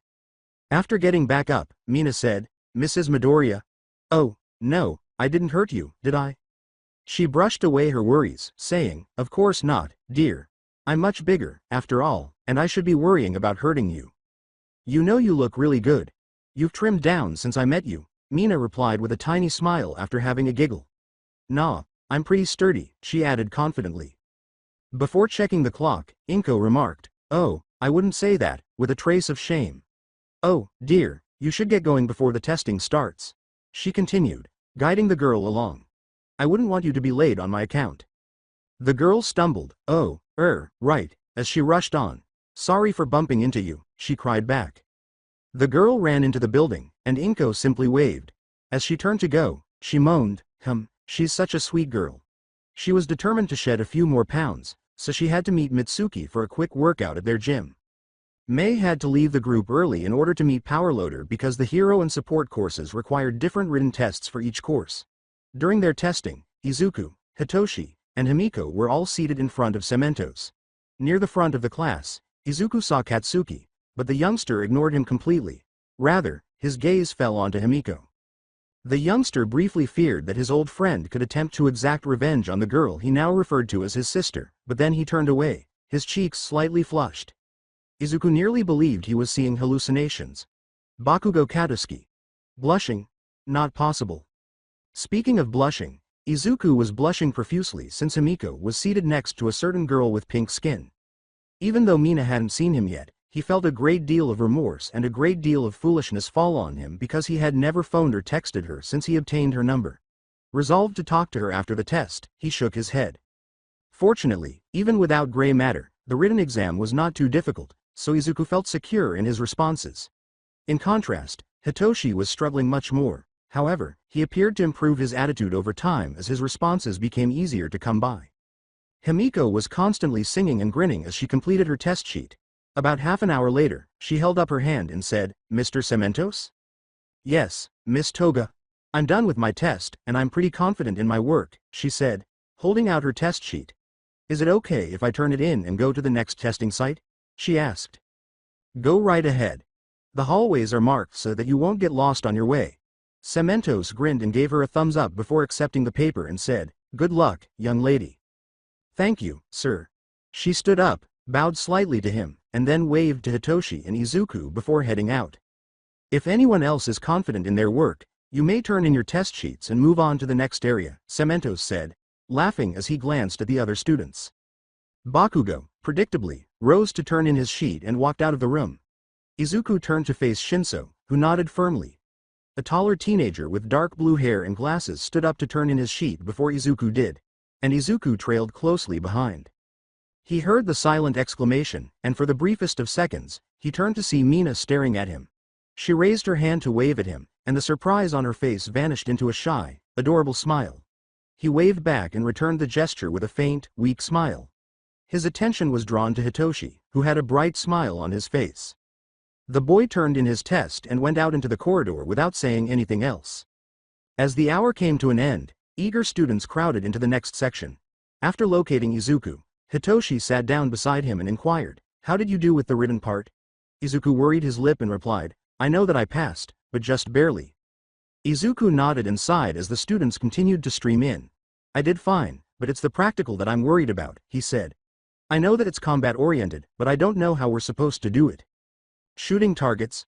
Come on, we'll do fine.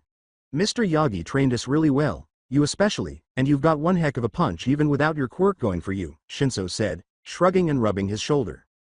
Izuku grinned and gave him a fist bump, saying, "Thanks, Shinso." As he searched for the blonde girl, Hitoshi said, "Any time," nodding. "Where's Toga, anyway? I haven't seen her since she left earlier. Didn't she decide she was going to take the practical exam for the hero course, too?" he said. That was a wise query.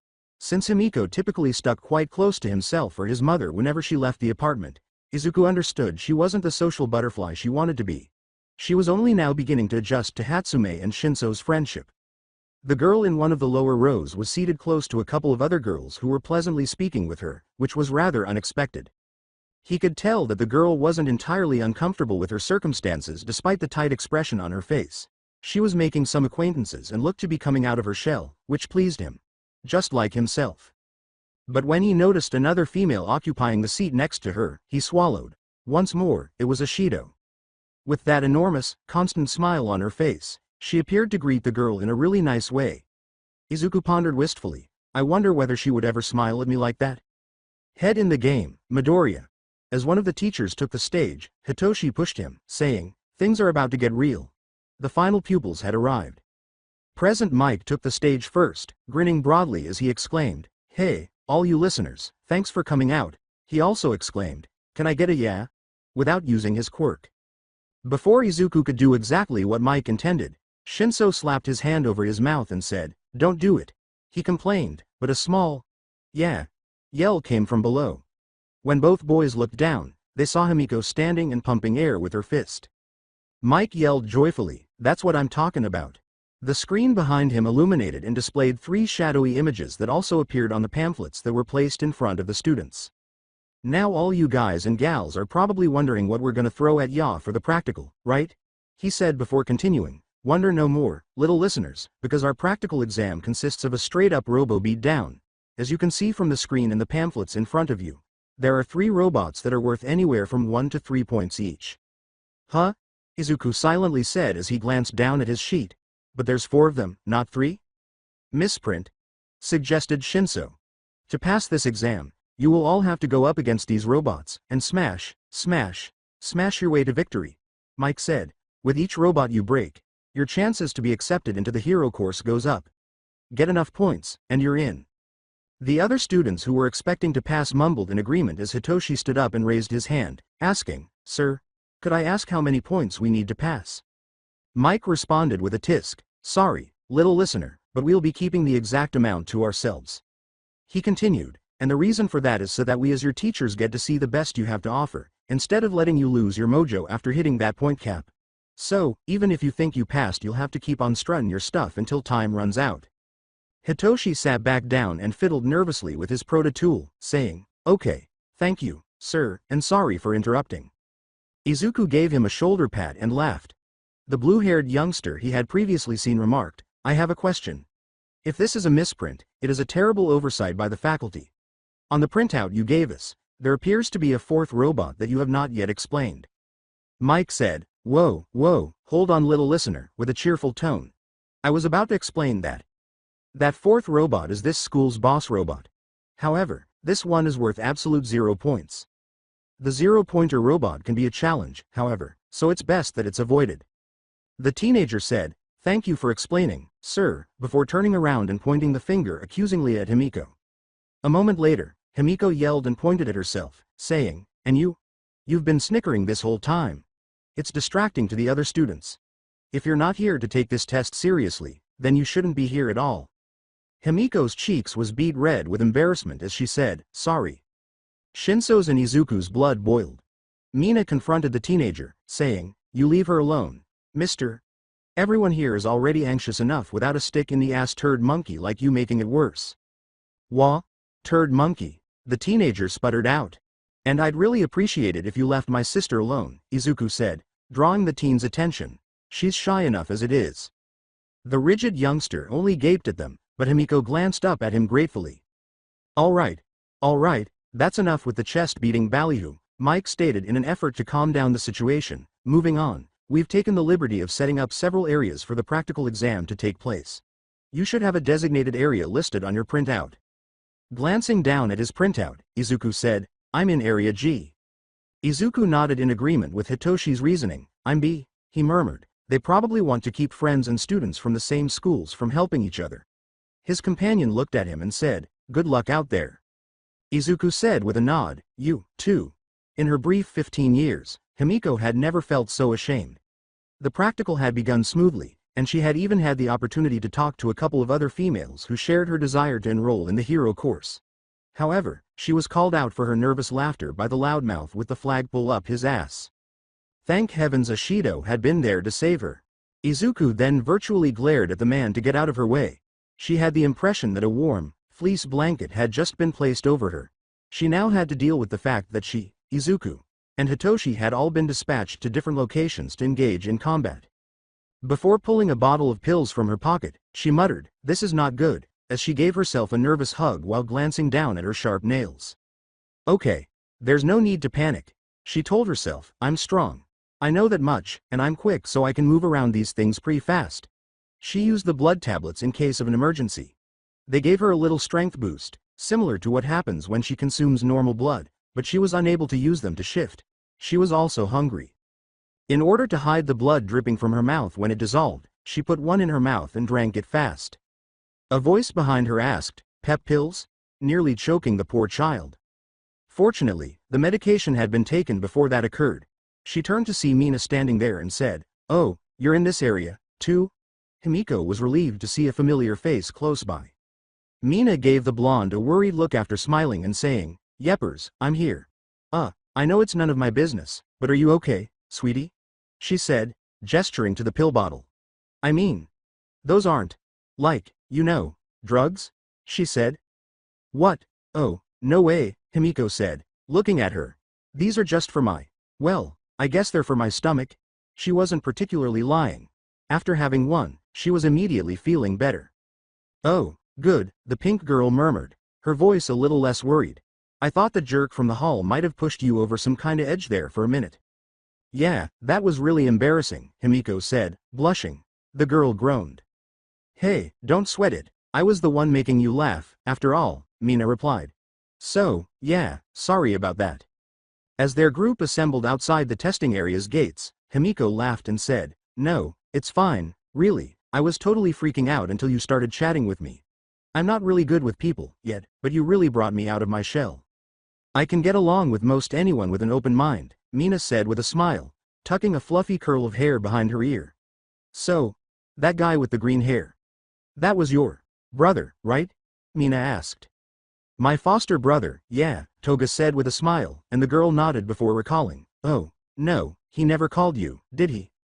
With a slightly agitated tone, she responded, yeah, no. I guess I was a little too forward, or…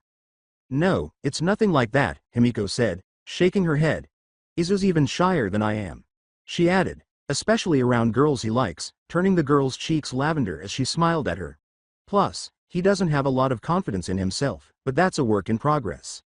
Mina appeared to lighten up at that. Really? You think he'd? In front of them, the gates began to open. Well, what are you waiting for? A speaker mounted on the wall yelled. There's no 1 2 3 go in this school. Get moving, said Present Mike. After taking a breath, the other students hurried in to begin earning points, and both females ended up in the center of a stampede. Himiko yelled, hey, no shoving. Mina said fiercely, watch where you're touching, to her. Himiko turned to face the girl and found her holding her nose with blood trickling from her fingers. Ow. My nose, she exclaimed.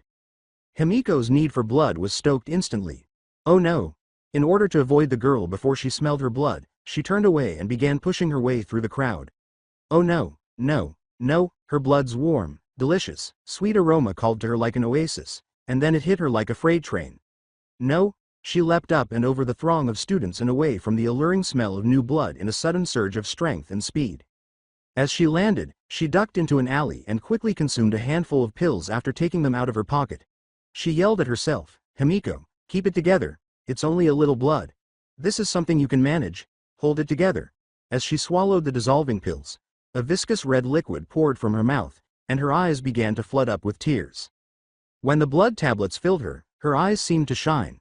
It was insufficient. Her feral side was coming out, and the mere smell of Mina's blood was making her hungry to no end. She saw one of the robots she was meant to destroy after hearing the sound of an engine to her left. The girl licked her lips before attacking the three-pointer, thinking, good, with a sense of satisfaction, now I have something to vent on. Toshinori was anxiously seeing the resulting mayhem of the practical exams in the observation room. He whispered, Nezu, those blood tablets were a good idea, as they observed the young blonde girl struggling to control her blood craving. But I think we're going to need another solution, he said, focusing on the girl. Vlad nodded beside him and said, she's acting like a recovering addict. He saw that she was actively avoiding any of the students, but he also saw that she was viciously attacking any mechanical threats that approached her. But she's obviously conscious of her actions, and she's trying to avoid any sort of temptation. But I can see the struggle. The poor girl, replied Recovery Girl. When she's enrolled, we'll need to see about helping her with that. Nezu nodded and said, agreed, pointing out that she had already accumulated enough points to pass the test, but he also saw something else. He questioned the rundown instructor on the right next to him. Did you notice that she's also actively helping the other students? Aizawa raised his eyebrows. I did, and murmured, for someone with such an addiction, she's doing quite well. How many rescue points has she gotten? Looking at Toshinori, Midnight murmured, a solid 30. At this point, she's got 78 points in total with combat and rescue point combined. All Might, how are the two boys doing? She asked. The man grinned proudly and said, he's doing well. Toshinori glanced at the screen that displayed Shinso using the Proto tool as a weapon. He's got more rescue points than he does combat points, though. Not a bad thing per se. He'll definitely need some more work if he gets the required points. Vlad said, and Midoriya. All of the teachers looked at the young man on the television. All Might laughed. He grinned and said, oh, he's doing just fine. Izuku glanced at the molten remnants of the robot he had just destroyed and murmured, that makes 20, in his new voice. His chosen shape was the most adaptable in his arsenal, but it wasn't the most deadly. His body was now made up of dark reddish-brown volcanic rocks covering an extremely heated inner plasma body. He only had 2 toes and 1 back toe, and his feet were slightly oval in shape. His head was likewise composed of fire, and his collarbone, which resembled a volcano, produced a fiery hair that covered his head, exposing his mask-like visage devoid of ears or nose. Suddenly, another one-pointer was in front of him. He extended his hand and blasted the machine with flames. The robot was burned into molten slag as the flames got so hot. Heat blast. This extraterrestrial with a plasma base is a volcano that breathes. He has the ability to create new flames, manage ones that already exist, add them to his arsenal, and put them out whenever he wants. He can also use his flames as propulsion or pyrokinetic abilities to soar or surf on volcanic rock. He is unable to burn crystal-based materials like petrosapiens or fireproof substances in general, and his fire is so fierce that it can even burn underwater and endure extreme cold for brief periods of time. However, if he spends enough time in the water, his flames will go out. In addition, it is very simple to locate him in the dark because to his fiery body. He told himself, okay, better keep moving, and then he tapped the symbol on his chest and went back to his usual self. When he turned a corner after running down the street, he saw a horde of students engaged in conflict with multiple robots. With quick thinking, he changed and set the Ultimatrix to upgrade. Then he shaped himself into a more animal-like form and molded himself onto the one-pointer, the closest robot that had been destroyed.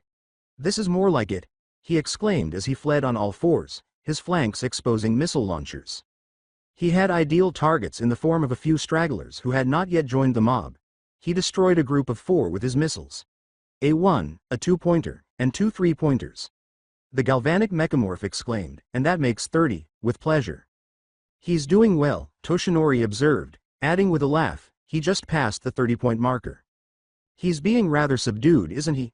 Midnight responded, aren't those forms powerful enough to do more damage than that? Indeed they are, and I believe that his lack of force is due to the massive collateral damage he could cause if he went all out in that area. Remembering the boy's notes on the alien forms, Nezu nodded.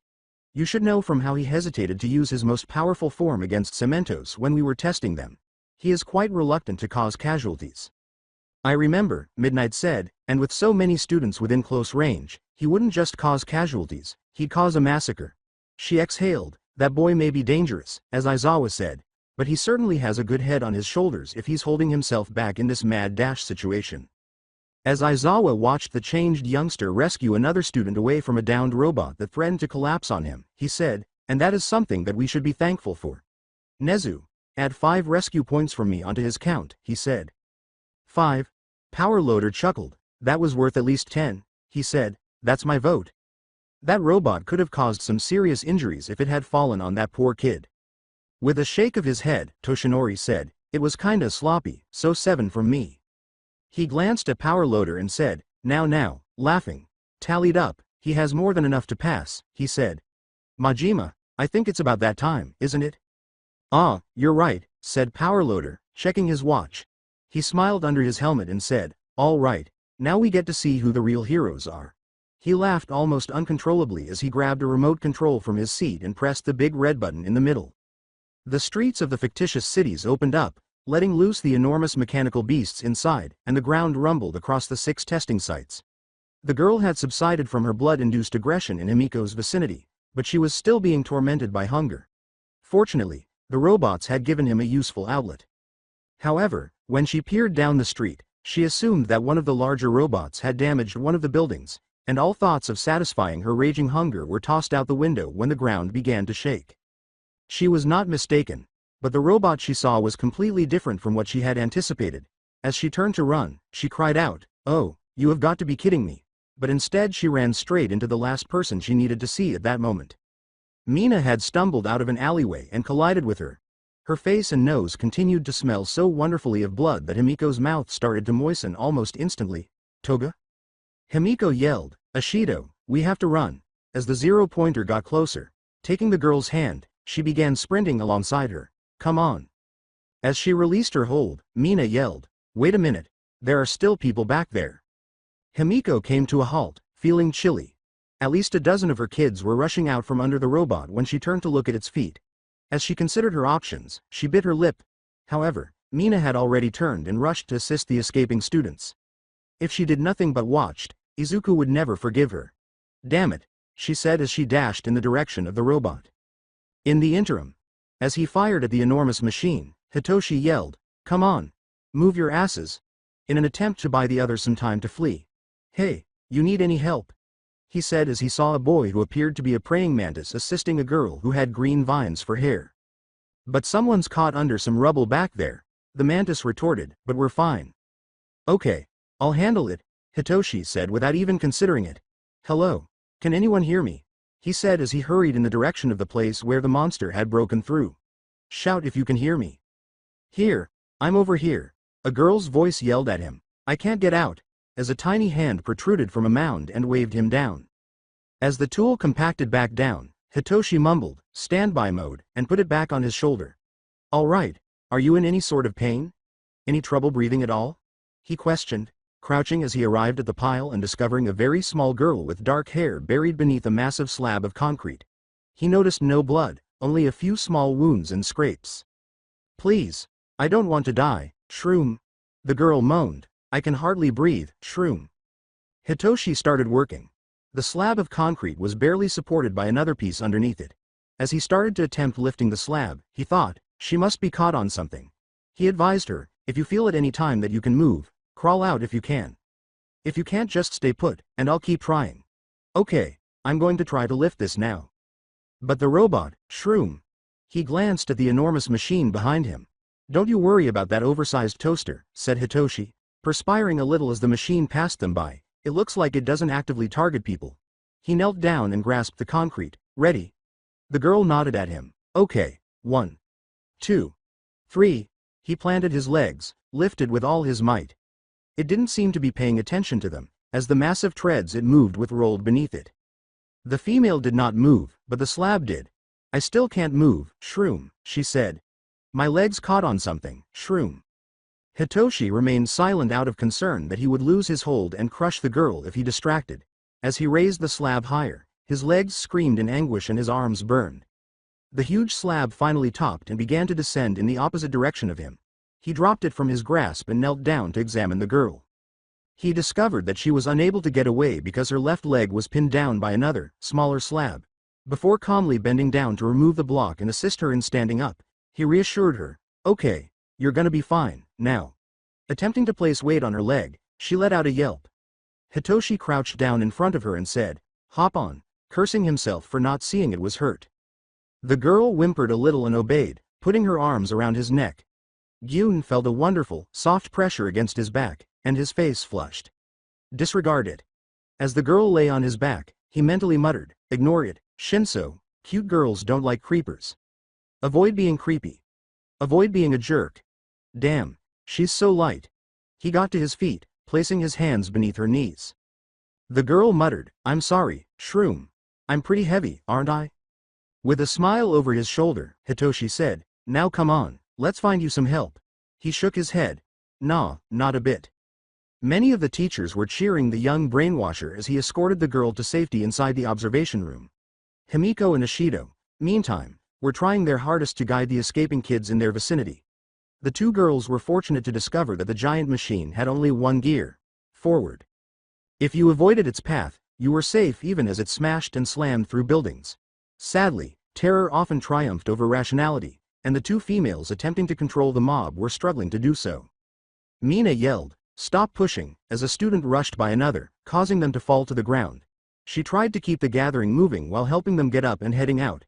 As she assisted a girl in avoiding being pushed aside by someone attempting to protect their own reputation, Himiko found herself in a similar situation. She told the pupils, keep it moving, without really focusing on the robots. Get into the allies, it won't follow you. Just stay out of its direct paw. AHK. She was told as she was thrown forward straight into the path of the zero-pointer. Her head cracking down onto the street, blood pooling beneath her brow. If she had been, she would have seen the large three-pointer sneaking up on her and taking aim with its weapons. Toga. Mina exclaimed as she hurried forward and took her by the shoulders. Come on, girl, don't you cop out on me now, she exclaimed, pulling the girl to safety. Even though the girl was petite in stature, she was going too slowly while holding her. The speed at which the zero-pointer was approaching them was scary. Himiko whimpered, get out of here, like hell I am. Mina stared at her, and as the zero-pointer's foot approached them, she hurled something out of her hand. Close your eyes, honey, she said, pressing Himiko's face against her bosom as the monster trod on them and the girls sobbed. She anticipated to be crushed when darkness overtook her, but that didn't happen. As the zero-pointer stepped again, daylight returned, exposing a hole melted into its foot where they had found refuge. She raised her gaze to Mina, who was now smiling at her with pleasure and glee. When they entered the observation room, Toshinori sprang up and cheered for the girl, saying, well done. Well done indeed. The man grinned at the spectacle and exclaimed, that girl is going to go far once she's gotten her license. Himiko was leaning on Mina for support as the two girls stood up, and Midnight chuckled. That they will, she smiled. In fact, once the internships come up, I think I'd like both of them as my apprentices. A wonderful idea, was Toshinori's concurring smile. They could learn a lot from you, Ms. Midnight. As his comrade swooned over the heroic deeds, Aizawa scowled, but his gaze remained fixed on the green-haired boy as he changed back into the fiery alien, Heat Blast. In his region, the zero-pointer was as much of a show as the others, but because some of the students had encouraged it into attacking in all directions, it was doing more damage. It was intended to be an unstoppable force that new pupils like these kids would fear and not even consider opposing, as it would continue to move forward unless attacked. However, one had been damaged by Mina Ishido. Hitoshi Shinso had saved a student while staring one in the face without even flinching. Izuku Midoriya was now looking down at him as if he. After taking a closer look, he said, "Majima, shut it down, there's a student right under that thing." Power Loader exclaimed, "Right," before repeatedly hitting the kill switch. "It's not responding." Recovery Girl jumped up and ran for the door, saying, "Oh, my, I have to go down there." Toshinori grabbed her up and changed into his muscular shape, saying, "I'll escort you." Placing the woman over his shoulder, he murmured, "Hold on. Look at Midoriya," yelled Midnight. Everyone looked back at the screen to see Heat Blast's flaming form burning dangerously hot. As it advanced on the field with Izuku, the boy-turned-alien was not only considering the robot but also the female underneath it. "Come on," he ground out as his body glowed with heat and the surrounding street started to melt. "Come on, hotter. Get hotter." His yellow flames shifted to white, and then began to turn blue. "Come on." The blue-haired boy who had yelled to Himiko behind him looked in disbelief as the scorching entity scorched the tarmac underfoot. What is he doing? He wondered out loud before looking toward the giant's feet, catching sight of the girl. Oh no. Heat Blast launched itself like a ballistic missile, hurtling toward the zero-pointer with the roar of a jet engine. "On the spot special move. Final burst," he exclaimed, extending his arms in front of him. Heat Blast then blew right through the machine and out the other side, but not before the intense heat from his body set fire to the inner workings, and as flames as hot as a volcano spread through the zero-pointer, melting the insides into molten metal while it poured out of every crack and crevice. The burning pyronite soared over the stunned girl, her eyes wide with awe as he slammed into the giant mech, crumpling the outer shell and pushing it back with tremendous force as a small explosion went off from the impact as the crumpled metal gave way to the heat, melting away. Damn! As the girl was still stranded, Heat Blast noticed the molten metal pouring from the dying machine and quickly blasted back to the ground before switching to fast track, slicing across the street and catching the girl before a spray of molten metal splattered down on her. BBB. Nuts up. When the Ultimatrix's charge ran out, Fast Track let out a yelp. BWOOO. The feline speedster vanished in a flash of green, replaced by the unremarkable Izuku Midoriya, who was trying to apply the brakes. Here, it's very important to try. He was already speeding away from the burning machine, so when he tried to stop, he stumbled and had to tuck and roll to protect the girl in his arms. Luckily, the previous boy was there to stop them. What speed? The kid thought as he stopped the green-haired teen. He was moving quicker than anyone from my family. He hurried up to them and stopped their approach with engines coming out of his calves. "How are you two doing?" the teenager inquired. "Oh, I see. However, I'm actually ULP. The girl began, but Izuku moaned and his eyes whirled about lightheadedly as she turned green and vomited, thankfully missing her savior. The youngster mumbled, "DD, don't take me out, CC coach." Overhead a horn blew, and that's the game. "Listeners, time is up," shouted Present Mike. "Please go to the infirmary as soon as possible if you are hurt, and don't hesitate to ask for assistance if you need it." Izuku, Hitoshi, and Himiko were all in the infirmary afterwards, which was lucky or unfortunate. He was holding an ice pack to his head, treating Izuku for a minor concussion after his Ultimatrix timed out at the worst possible moment, and treating Ochako Uraraka, the girl he had saved, for severe motion sickness. Hitoshi was there to treat a few minor cuts and bruises and to keep the young girl he had saved company while Recovery Girl worked on her injured leg. Mina Ishido was present for a broken nose, and Himiko also had a minor concussion from landing too hard on the street. She had a bandage wrapped around her head with her own ice pack against it, and she was sucking on a straw from a styrofoam cup to hide the blood inside. Vlad had made sure to give Recovery Girl several bags just in case. Upon entering the infirmary, Mei Hatsume appeared as though she had just gone dumpster diving. "Man, you guys look awful," she exclaimed loudly, drawing sharp looks from everyone. She also had some small burns on her hands and face. She glanced at her friends and smiled, asking, "So, how'd it go for you guys?" Izuku let out a painful moan. So loud, Himiko held her head. Mina rubbed her back as she groaned. Dare, sweetie. Mina's voice sounded a little strange because her nose was currently wrapped up.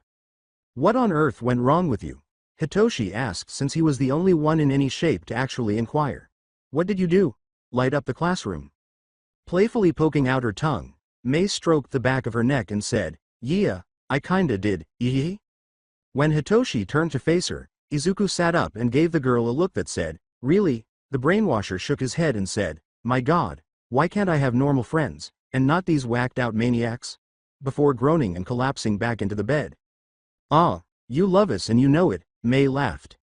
That line will eventually grow stale. Hitoshi growled a little too loudly for the foster siblings, both of them groaning pitifully. Sorry guys. You kids these days, said Recovery Girl with a laugh, shaking her head, you should all consider yourself fortunate. If he hadn't destroyed it, I'd shudder to think what would have happened to you, young lady, she continued, glancing at the miserable girl gripping her stomach, who strangely resembled the girl whose leg she was working on. The 0-point robot in Mr. Midoriya's area malfunctioned quite badly. Why yeah, I almost bought the farm out there, Ochako answered with a shaky smile, grinning at her savior. Thanks a lot, by the way. I'm just sorry that I almost screwed it up so badly, Izuku said, acknowledging that the boy only shook his head. I didn't think that I'd heated the robot up so much that it actually caught on fire. You and your mutations, Hitoshi complained, pinching the bridge of his nose. Wait, Mina remarked, turning to face the boy, I assumed you were a strong, four-armed guy of some sort. No, actually, he changed from some burning guy to this blue, furry cat thing that was really fast, Ochako said, shaking her head. In her eagerness, she spoke a little too loudly. Izuku and Himiko groaned, my head, as the girl's voice made their joint headaches worse. The girl blushed and said, oops, putting her fingers to her lips and said, sorry, unfortunately, her quirk came into play and she had to get out of bed. Oh no. Another series of hisses and agonized groans was triggered by Mei's loud cackle. The children all laughed and recapped their involvement in the practical tests, creating a cheerful atmosphere around the table that evening. As soon as Izuku and his friends Kanoko Komori, Ochako Uraraka, and Mina Ishidoa were freed by Recovery Girl, Toshinori had asked them out. A bashful little girl with a bob cut that concealed her eyes, Kanoko had almost objected, but Toshinori persisted, and Shinso had enthusiastically accepted. To the surprise and embarrassment of Himiko and Izuku, Mina wanted to spend more time with them, and Ochako had been unable to resist the offer of free meals. But only Mina had contacted her parents to inform them of her whereabouts. It turns out that, although for very different reasons, Ochako and Kanoko were living alone, much like Shinso. Kanoko's parents were just out of town for the week, but Ochako's parents were employed in the country and could not afford to be away from work for an extended period of time. Inko had almost passed out when she learned about everything that had happened during the tests. Not only had her son destroyed a huge robot, but her surrogate daughter had also been hurt and almost run over by one. Oh, you brave little angel, Inko cried out as soon as she saw the girl with the pink skin, snatching her in one of her bone-crushing hugs. Order whatever you want, kids, it's all on me. Toshinori had chuckled when Izuku and Himiko had successfully rescued the girl from the appreciative but anxious mother. Though Kanoko needed some persuasion from Shinso, none of the kids had resisted. After meeting them, the blonde man saw that the two were almost hip to hip. As the children gave their orders, he laughed and said, I can already see a bright future for these kids. As her son and surrogate daughter gave directions, Inko nodded and watched them discuss things she couldn't hear. Is it wrong that I still worry about them becoming heroes? She asked in a sorrowful tone. I mean, I know that I'd be crushing Izuku's dream if I told him that I wanted him to stop, but even being a student in a hero school is dangerous. And he and Himiko are all I have. Inko nodded slowly, although he could still see the worry on her face. Ultimate Alliance High School is one of the best in the business, and I'm not just saying that as All Might's agent, Toshinori said with confidence in his voice. They're dedicated to seeing that their students are made into the best heroes that they can be before being sent out into the world. And he really isn't all you have, you know? He said, reaching across the table. Inko felt her cheeks warm as his big palm covered hers. It was very different from her own. His palms felt like sandpaper, but she could sense the gentleness in them, whereas hers were tiny, with only a faint trace of calluses on her palms. And just that one touch was enough to send chills down her spine and up her arm. Even though it was the poorest excuse she had ever heard, even coming from her own lips, she added, Toshi, You're only saying that because of all the weight I've lost over these last few months. Loosely tying their fingers together, Toshinori grinned and said, "Not true, my dear," laughing as the woman's face brightened. "I already thought you were quite lovely when we first met." As Inko started to worry about her lips, he went on, "And that was just from a small glance." He glanced down at their intertwined hands before turning back to face her. "As we spent more time together, I began to realize that," he said. "Inko, I am in love with you." Inko thought her heart was about to burst from her chest at that one instant. "Oh, my. Toshinori, you shouldn't." "I'm not just saying this because of you, Inko," he said, shaking his head before turning to face the group of kids and focusing on the young boy who had brought them together. "That boy over there. He's come to mean more to me than I ever could have imagined," he said with a proud smile. "So many times I've seen him rise to the occasion while training. And he's proven himself a true hero in my eyes many times over," he said, laughing and turning back to her. "Yet he still manages to scare the bejesus out of me when he does something astounding like talking down a dangerous villain," he said, glancing at Himiko, who was popping one of her blood pills into her mouth. With her pulse pounding quickly in her ribs, Inko smiled shyly but proudly at the man, saying, "He looks up to you a great deal, you know? Just like a father." Grinned broadly, "I do think of him like a son. Or at least what I think of being a father would feel like." He continued, "I've only ever had little Melissa as the closest thing to a child, and she calls me her uncle." He chuckled, "But with you too.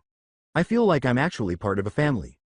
Squeezing his fingers firmly, she said, "It's not so easy on my part, Toshi." She mumbled, "My husband, pardon me, ex-husband, I thought he was the one, but..." She shrugged slowly, "Well, you know how well that ended." He nodded, his expression slightly frowning. "And I know that you're different from him, but she said thoughtfully as she gazed at him.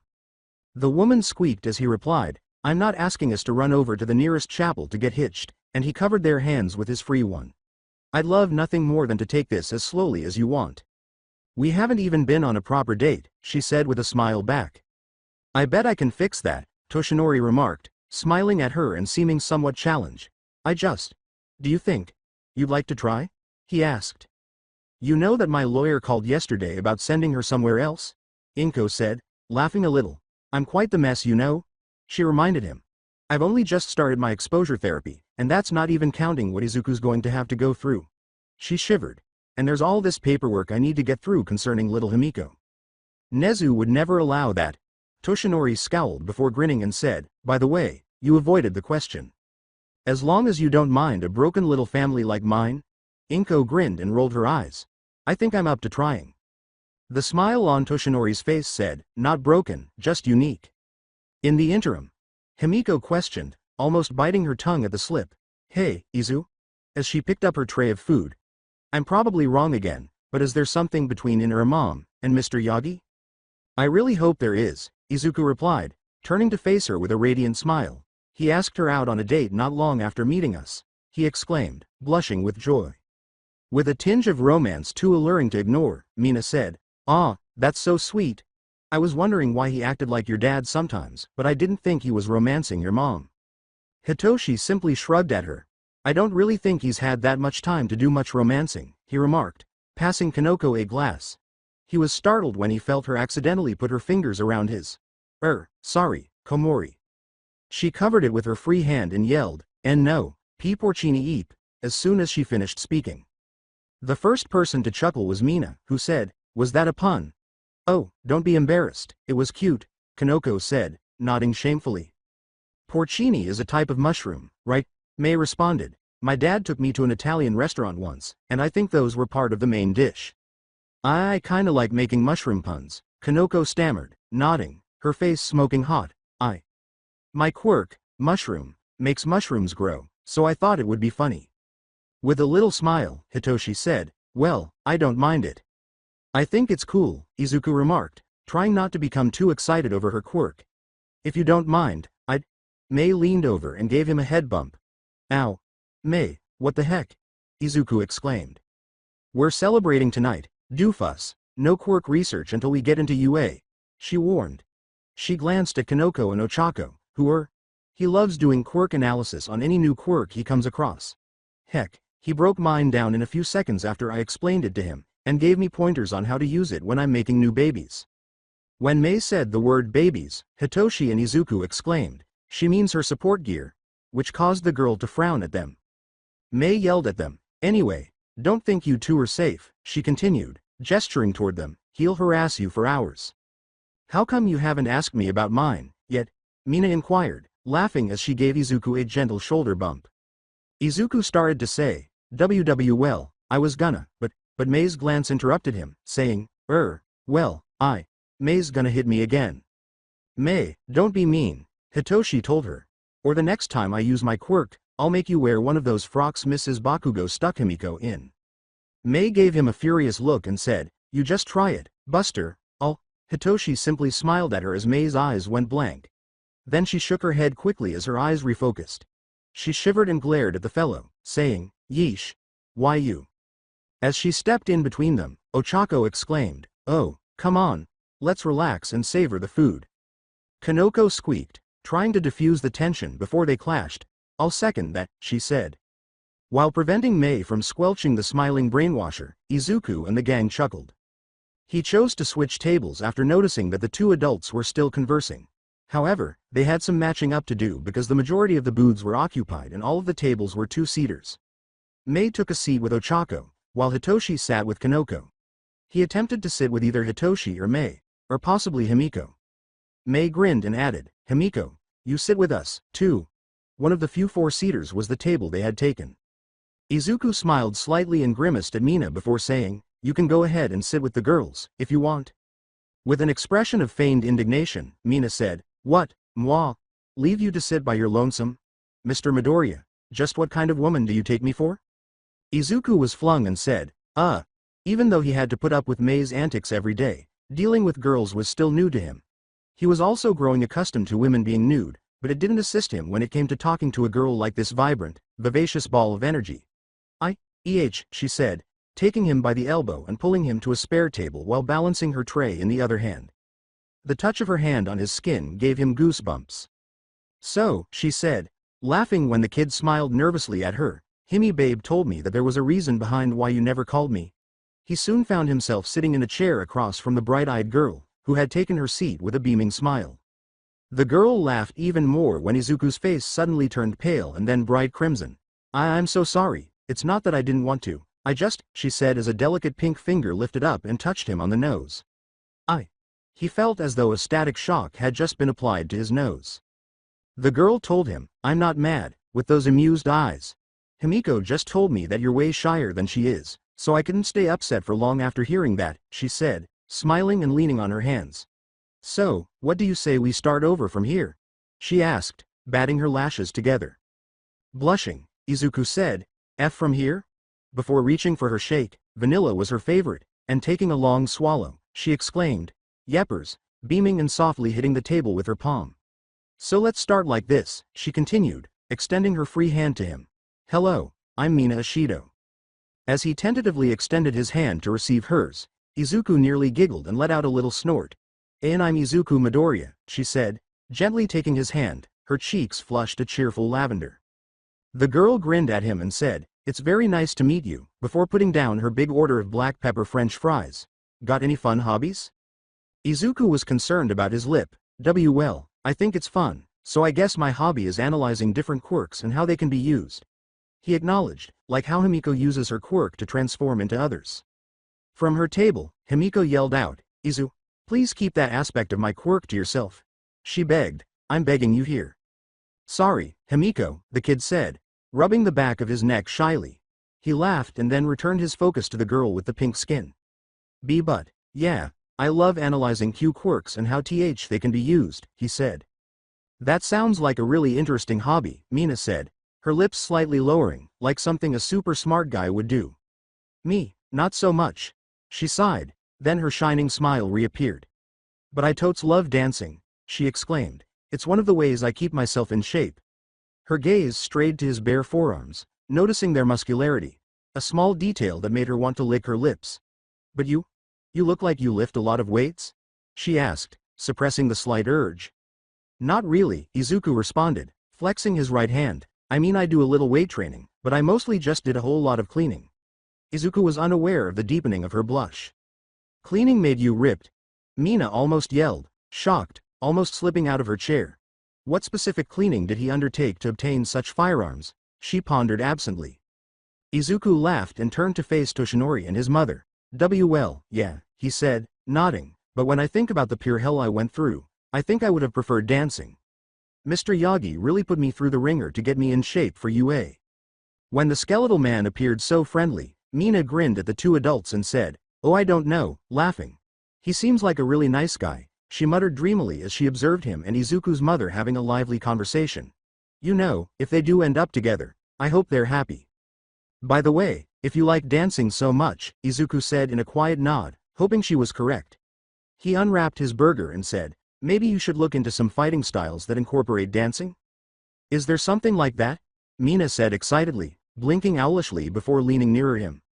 Izuku was so taken aback that he dropped his burger and almost fell out of his seat. He had been able to see her collarbone just below the shirt's neck thanks to her forward lean. As the boy sat back down and picked up his food, she giggled and said, anyway, there's a dance style that I can use for fighting. Fortunately for him, she seemed to take offense at her enthusiasm and sat back down, putting her hands together without anyone noticing. Izuku took a tentative bite and nodded, saying, why yeah, it's called capoeira. He said, it's really good for defensive fighting, uses dodges, leg sweeps and kicks, plus open palm hits.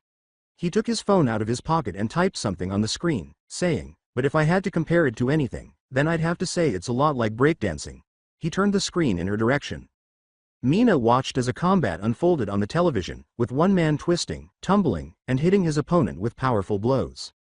Captivated by the capoeira fighter's motions, she exclaimed, whoa, and said with a bright smile, how have I never heard of this? She looked back at the green-eyed teenager and said, Midori, I am so using this. Her eyes widened with joy as she said, this is totally perfect for me. I love it. She then reached across the table and gave the shocked lad a neck hug. Izuku gave a little shriek as the girl approached him before her arms encased his face. He would never forget the moment this lovely girl embraced him and felt her arms against his face. It was the only way he could ever look her in the face again without becoming a complete babbling idiot or making Old Faithful's nose do an impression. That guy has the worst best luck in the world, Hitoshi said, shaking his head across from them, before turning around and carrying on with his talk with Kanoko, who was giving him a bashful smile. Himiko, meanwhile, was merely hiding her face in her hands while laughing uncontrollably at her foster brother's predicament.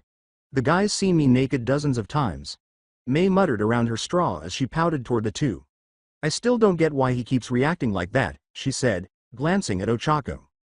Yeah, but May, when you walk around naked, you're just being our May, not flirting, Himiko said, gesturing to Izuku and his possible lover, while Ochako's naturally pink cheeks glowed brighter than neon. I think she actually likes him, she said. I like him, too, you know? May sighed. Ochako questioned, you do? As the entire situation was beyond her comprehension. However, Himiko stopped it with a headshake.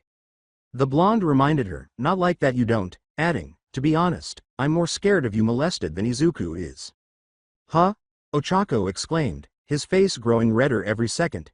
May mockingly took offense at Himiko's charge.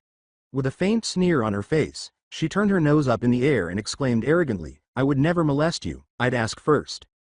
Himiko said, pretty sure I don't play for your team, honey, as Ochako's eyes zipped. May laughed and said, give me 5 minutes and you will. After covering her face and forgetting about her quirk for the umpteenth time, Ochako floated around the table since she had had enough of the discourse. There was laughter. A pink-skinned child was discovered laughing in her bed a few hours later. I'm serious, Mom, she exclaimed, laughing. The poor girl was doing somersaults all over the restaurant. You sound like you had a wonderful time, her mother said, smiling as the girl lay on her bed with a soft pillow to her chest. And I heard about how you saved that girl you made friends with during the written exam. She leaned over and gave her a quick kiss on the forehead, saying, I'm so proud of you, my darling baby girl. Himiko was way more heroic than I was, Mina said, sitting up, but there was something about her that seemed off during the practical.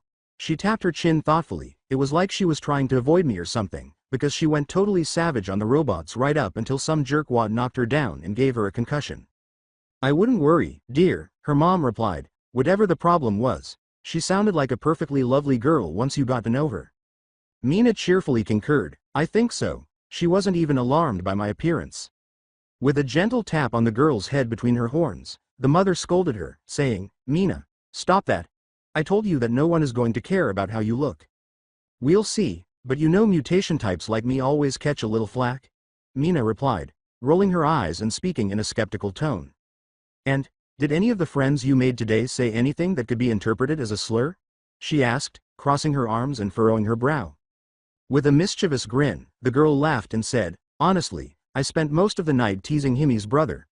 Really, I feel a little insulted that he didn't ask if we could meet up again soon, she murmured, her eyes dropping to half-mast. Oh, dear, what happened now? Her mother asked the girl with a knowing expression. I threw almost every flirt in the book at him, and he didn't even try to make a pass at me.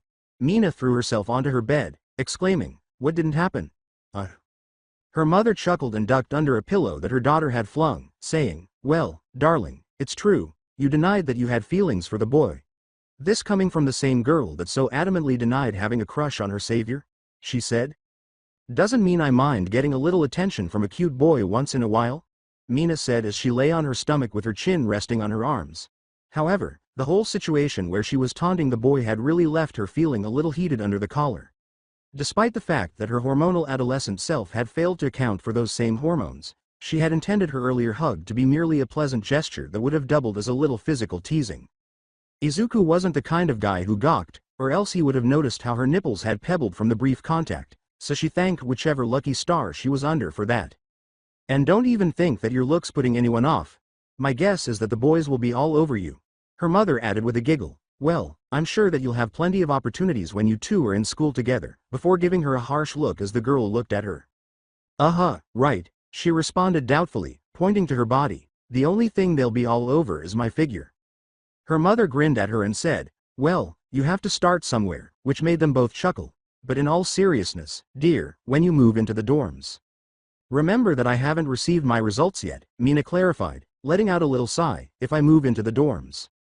Her mother gave the girl a suggestive glance that made it clear what she meant. All right, if you move into the dorms, she said, giving in. If you move into the dorms, and find yourself someone special, I want you to be as careful as you possibly can be, sweetie. Mina's cheeks flushed so much that she moaned, Mom, come on, I'm not. I know that you're not planning anything serious, she continued with a slight smile, but what you have planned, and how things pan out, are rarely one and the same, dear. Her mother held up her hand to stop her. Knowing that her mother was still relatively young in comparison to most, Mina sighed. Her mother had only started her third year of high school when she had arrived. She had been fortunate to have a loving and responsible father. Okay, Mom, I'll pack some birth control if I get accepted. Her mother answered, not just pills, sweetie, I want you to pack at least 1 box of condoms. Okay, aren't you being a little overly cautious? Mina sighed, the girl said. STDs are nothing to scoff at, dear, her mom said. Besides, pills can only do so much, you know. With a half-smile on her face, Mina got out of bed and said, good night, Mom. Mina laughed and added, Mom, have you read the labels on some of Midnight's brand-name pills? She laughed and said, good night, my little Martian, as her daughter spit out her tongue at her for using her father's pet moniker. With a smile returning to her face, Mina lay down on her pillow and turned out the small lamp next to her bed. Capoeira, huh? She said to herself softly as she drew the covers over her head. Exhausted from the day, Izuku collapsed on his bed on his back. The fact that one Mina Ishido had made him take the coldest shower of his life would be etched in his memory for the rest of his life, in addition to the fact that the tests had been as difficult as he had expected. It's unbelievable that she gave me a hug. That night, I thought about the boy for the 10th time. Izuku had already believed that Mina was more attractive than any lady he had ever encountered when he first saw her, but after their second encounter, he was certain that he was in love. Everything was the sole issue. Dream on, Izuku, he thought wearily as he folded his arms over his face and moaned, I should be happy enough that I can be a hero, now. Ishido would never approve of me in that manner. He thought it was hopeless. He wasn't what a girl like Mina Ishido would be looking for in a boyfriend. He saw Mina as self-assured, intelligent, jovial, amiable, and simply stunning. When did Izuku consider himself? Simple and commonplace. But she liked my muscles. He glanced at his arms, recalling how they used to be nothing more than noodles, and now they were so toned and powerful that he hardly recognized himself. Additionally, he frequently checked to tell himself that he had changed from being a beanpole to someone else. Even the fact that All Might's body lacked base strength was a deliberate aspect of his training. His body had been so skinny at the beginning that he had even taken a few photos with his phone. Izuku felt that he could now take pride in his physique. His well-defined pectorals and newly developed six-pack resembled a purple heart, or badge of pride. When All Might had been delivering the blows, those sparring sessions had been vicious. Izuku would probably say that all of his dreams were coming true if someone asked him how his life was doing right now. Nevertheless, that one girl had completely upended his entire universe. The mere thought of her filled him with butterflies. Every time she entered the room, her brilliant grin seemed to light up the entire space. Her eyes and their gentle golden radiance, her skin's special beauty. All right, enough is enough, he told himself aloud as he sat up and shook his head furiously. He then got up and moved to his desk. He took one of his notebooks from the shelf above the desk and set it down, saying, "If I keep this up, I'll need another shower." Toshinori had gotten him a brand new, immaculate notebook with a real leather cover as a congrats present for graduating from Aldera Junior High. Izuku nearly felt guilty about using the lovely Buka Almosta because All Might had given him it as a present, thus he was bound to use it. The first few entries he made in the book were of his most recent family members and friends. The first few pages featured Mei, a close-up of the pink-haired mechanic wearing her signature goggles. At least 2 pages were devoted to her quirk, but he avoided giving too many suggestive suggestions because she didn't use it for battle. Shinso came next, but since he intended to become a hero himself, his proposals for battle were far more detailed than Mei's. Himiko's quirk and its uses occupied 4 pages in her book. He was beginning a new chapter now. He began what was intended to be a brief sketch of his subject, but as the minutes went by, he discovered that, by the time he finished, more than an hour had gone by while he described the sketch-turned-portrait. He moaned as he emerged from his awe, having occupied the whole page with the girl's complete body portrait, which was now using up all of his remaining mental energy. What is wrong with me?" he said, lowering his head on his desk. "I do believe that people call it being infatuated." It would be an understatement to say that Izuku was alarmed to hear the voice of an adult guy who wasn't Toshinori Yagi in the room. With a loud shriek, the child jumped out of his chair and fell to the ground. Upon raising his head, he noticed that Professor Paradox was standing above him, wearing a somewhat contrite expression. As his mother's footsteps pounded toward his room, he heard her exclaim, "Izuku! I heard you yelling, dear, is everything all right?" She acted instantly when she burst through the door and saw the stranger standing over her son. She used her quirk to grab the closest heavy objecta, in this case, a ceramic bust of All Might, and hurl it in the direction of the man's head. As Izuku managed to gather himself enough to yell, "Mom, wait!" the good professor was fortunate enough to dodge the bust's path and even catch it before it hit the wall. Quite the stunning likeness, the professor observed as he placed the bust on Izuku's desk and reached to assist the boy in standing up. "And I do apologize for startling you, my young friend," he said, lowering his head as he assisted the boy to his feet before turning to face his anxious mother. "Also, I deeply apologize for simply barging in at this late hour, Ms. Midoriya." With her eyes darting to the hallway where Himiko had emerged from her room, a box cutter in hand to protect herself and her family if necessary, Inko added, "I would appreciate an explanation," her voice trembling. "Who exactly are you, sir, and how do you know my son?" she said. "My name is Professor Paradox, dear lady," the professor said with his customary smile, "and it was I that gave Izuku his Ultimatrix, allowing him to become strong enough to be a hero," he clarified, glancing at the young blonde girl who was peeking around the doorframe. "And it was I that gave Headmaster Nezu the documents that allowed the lovely Miss Toga to be safely taken from her parents' custody." With a shocked expression on her face, Himiko emerged from hiding and said, You did that?" in a low, incredulous voice. "He was present when Nezu received the call that you had fled," Izuku remarked with a smile. Though she still appeared prepared to leap on the man if he posed a threat, Inko's posture appeared to relax. Looking at the clock on Izuku's desk, which showed 2 a.m., she remarked, "It's nice to finally meet the man that saved both of my children," noting the joyful lift in Himiko's lips. "But it doesn't explain what you're doing here so early in the morning." "An error on my part, madam," he continued, his voice tinged with embarrassment. "As promised, I brought an upgrade for Izuku's Ultimatrix," the guy continued, pulling a small package out of his white coat. "As well as a gift from his mentor, of a sorts." He then handed the package to the child. "Izuku, dear, perhaps," Inko began, but it was too late as her son tore into the package, but Izuku saw no issue with it and happily embraced the item. "Oh, dear," she said, palming her face. As the lad opened the parcel and took out a green jacket with a black number 10 sewn across the right side of the chest, The professor gave her a smug look and reassured her, I truly mean you no harm, miss. He slung the jacket over his shoulders and tested it on, saying, wow, this is cool. It fits perfectly, too. The instructor nodded. I told my old friend that the heroes of this world often wore elaborate costumes, he said, and though he never truly dressed the part, a similar coat played a pivotal role in his wardrobe. Himiko wondered what the man was talking about and murmured, this world? I promise I'll explain that later, Himiko, Izuku remarked with a joyful smile, turning to face the guy.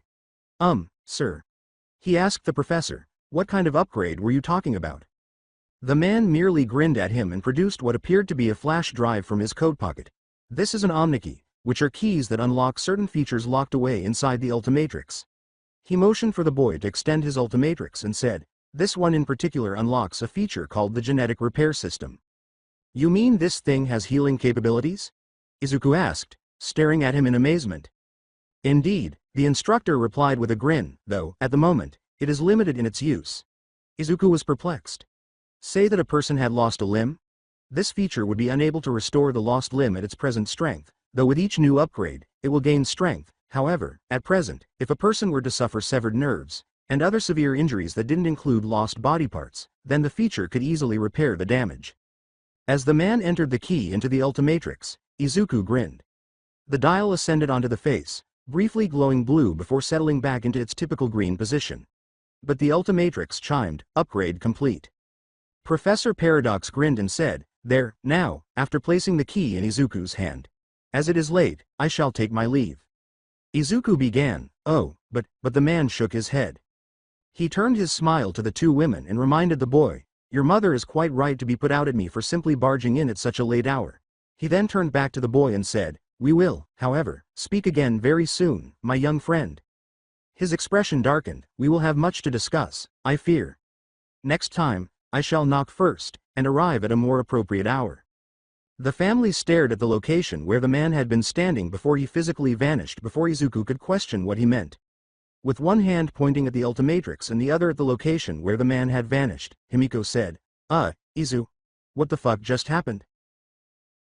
I will continue the story in next part. Till then, bye bye.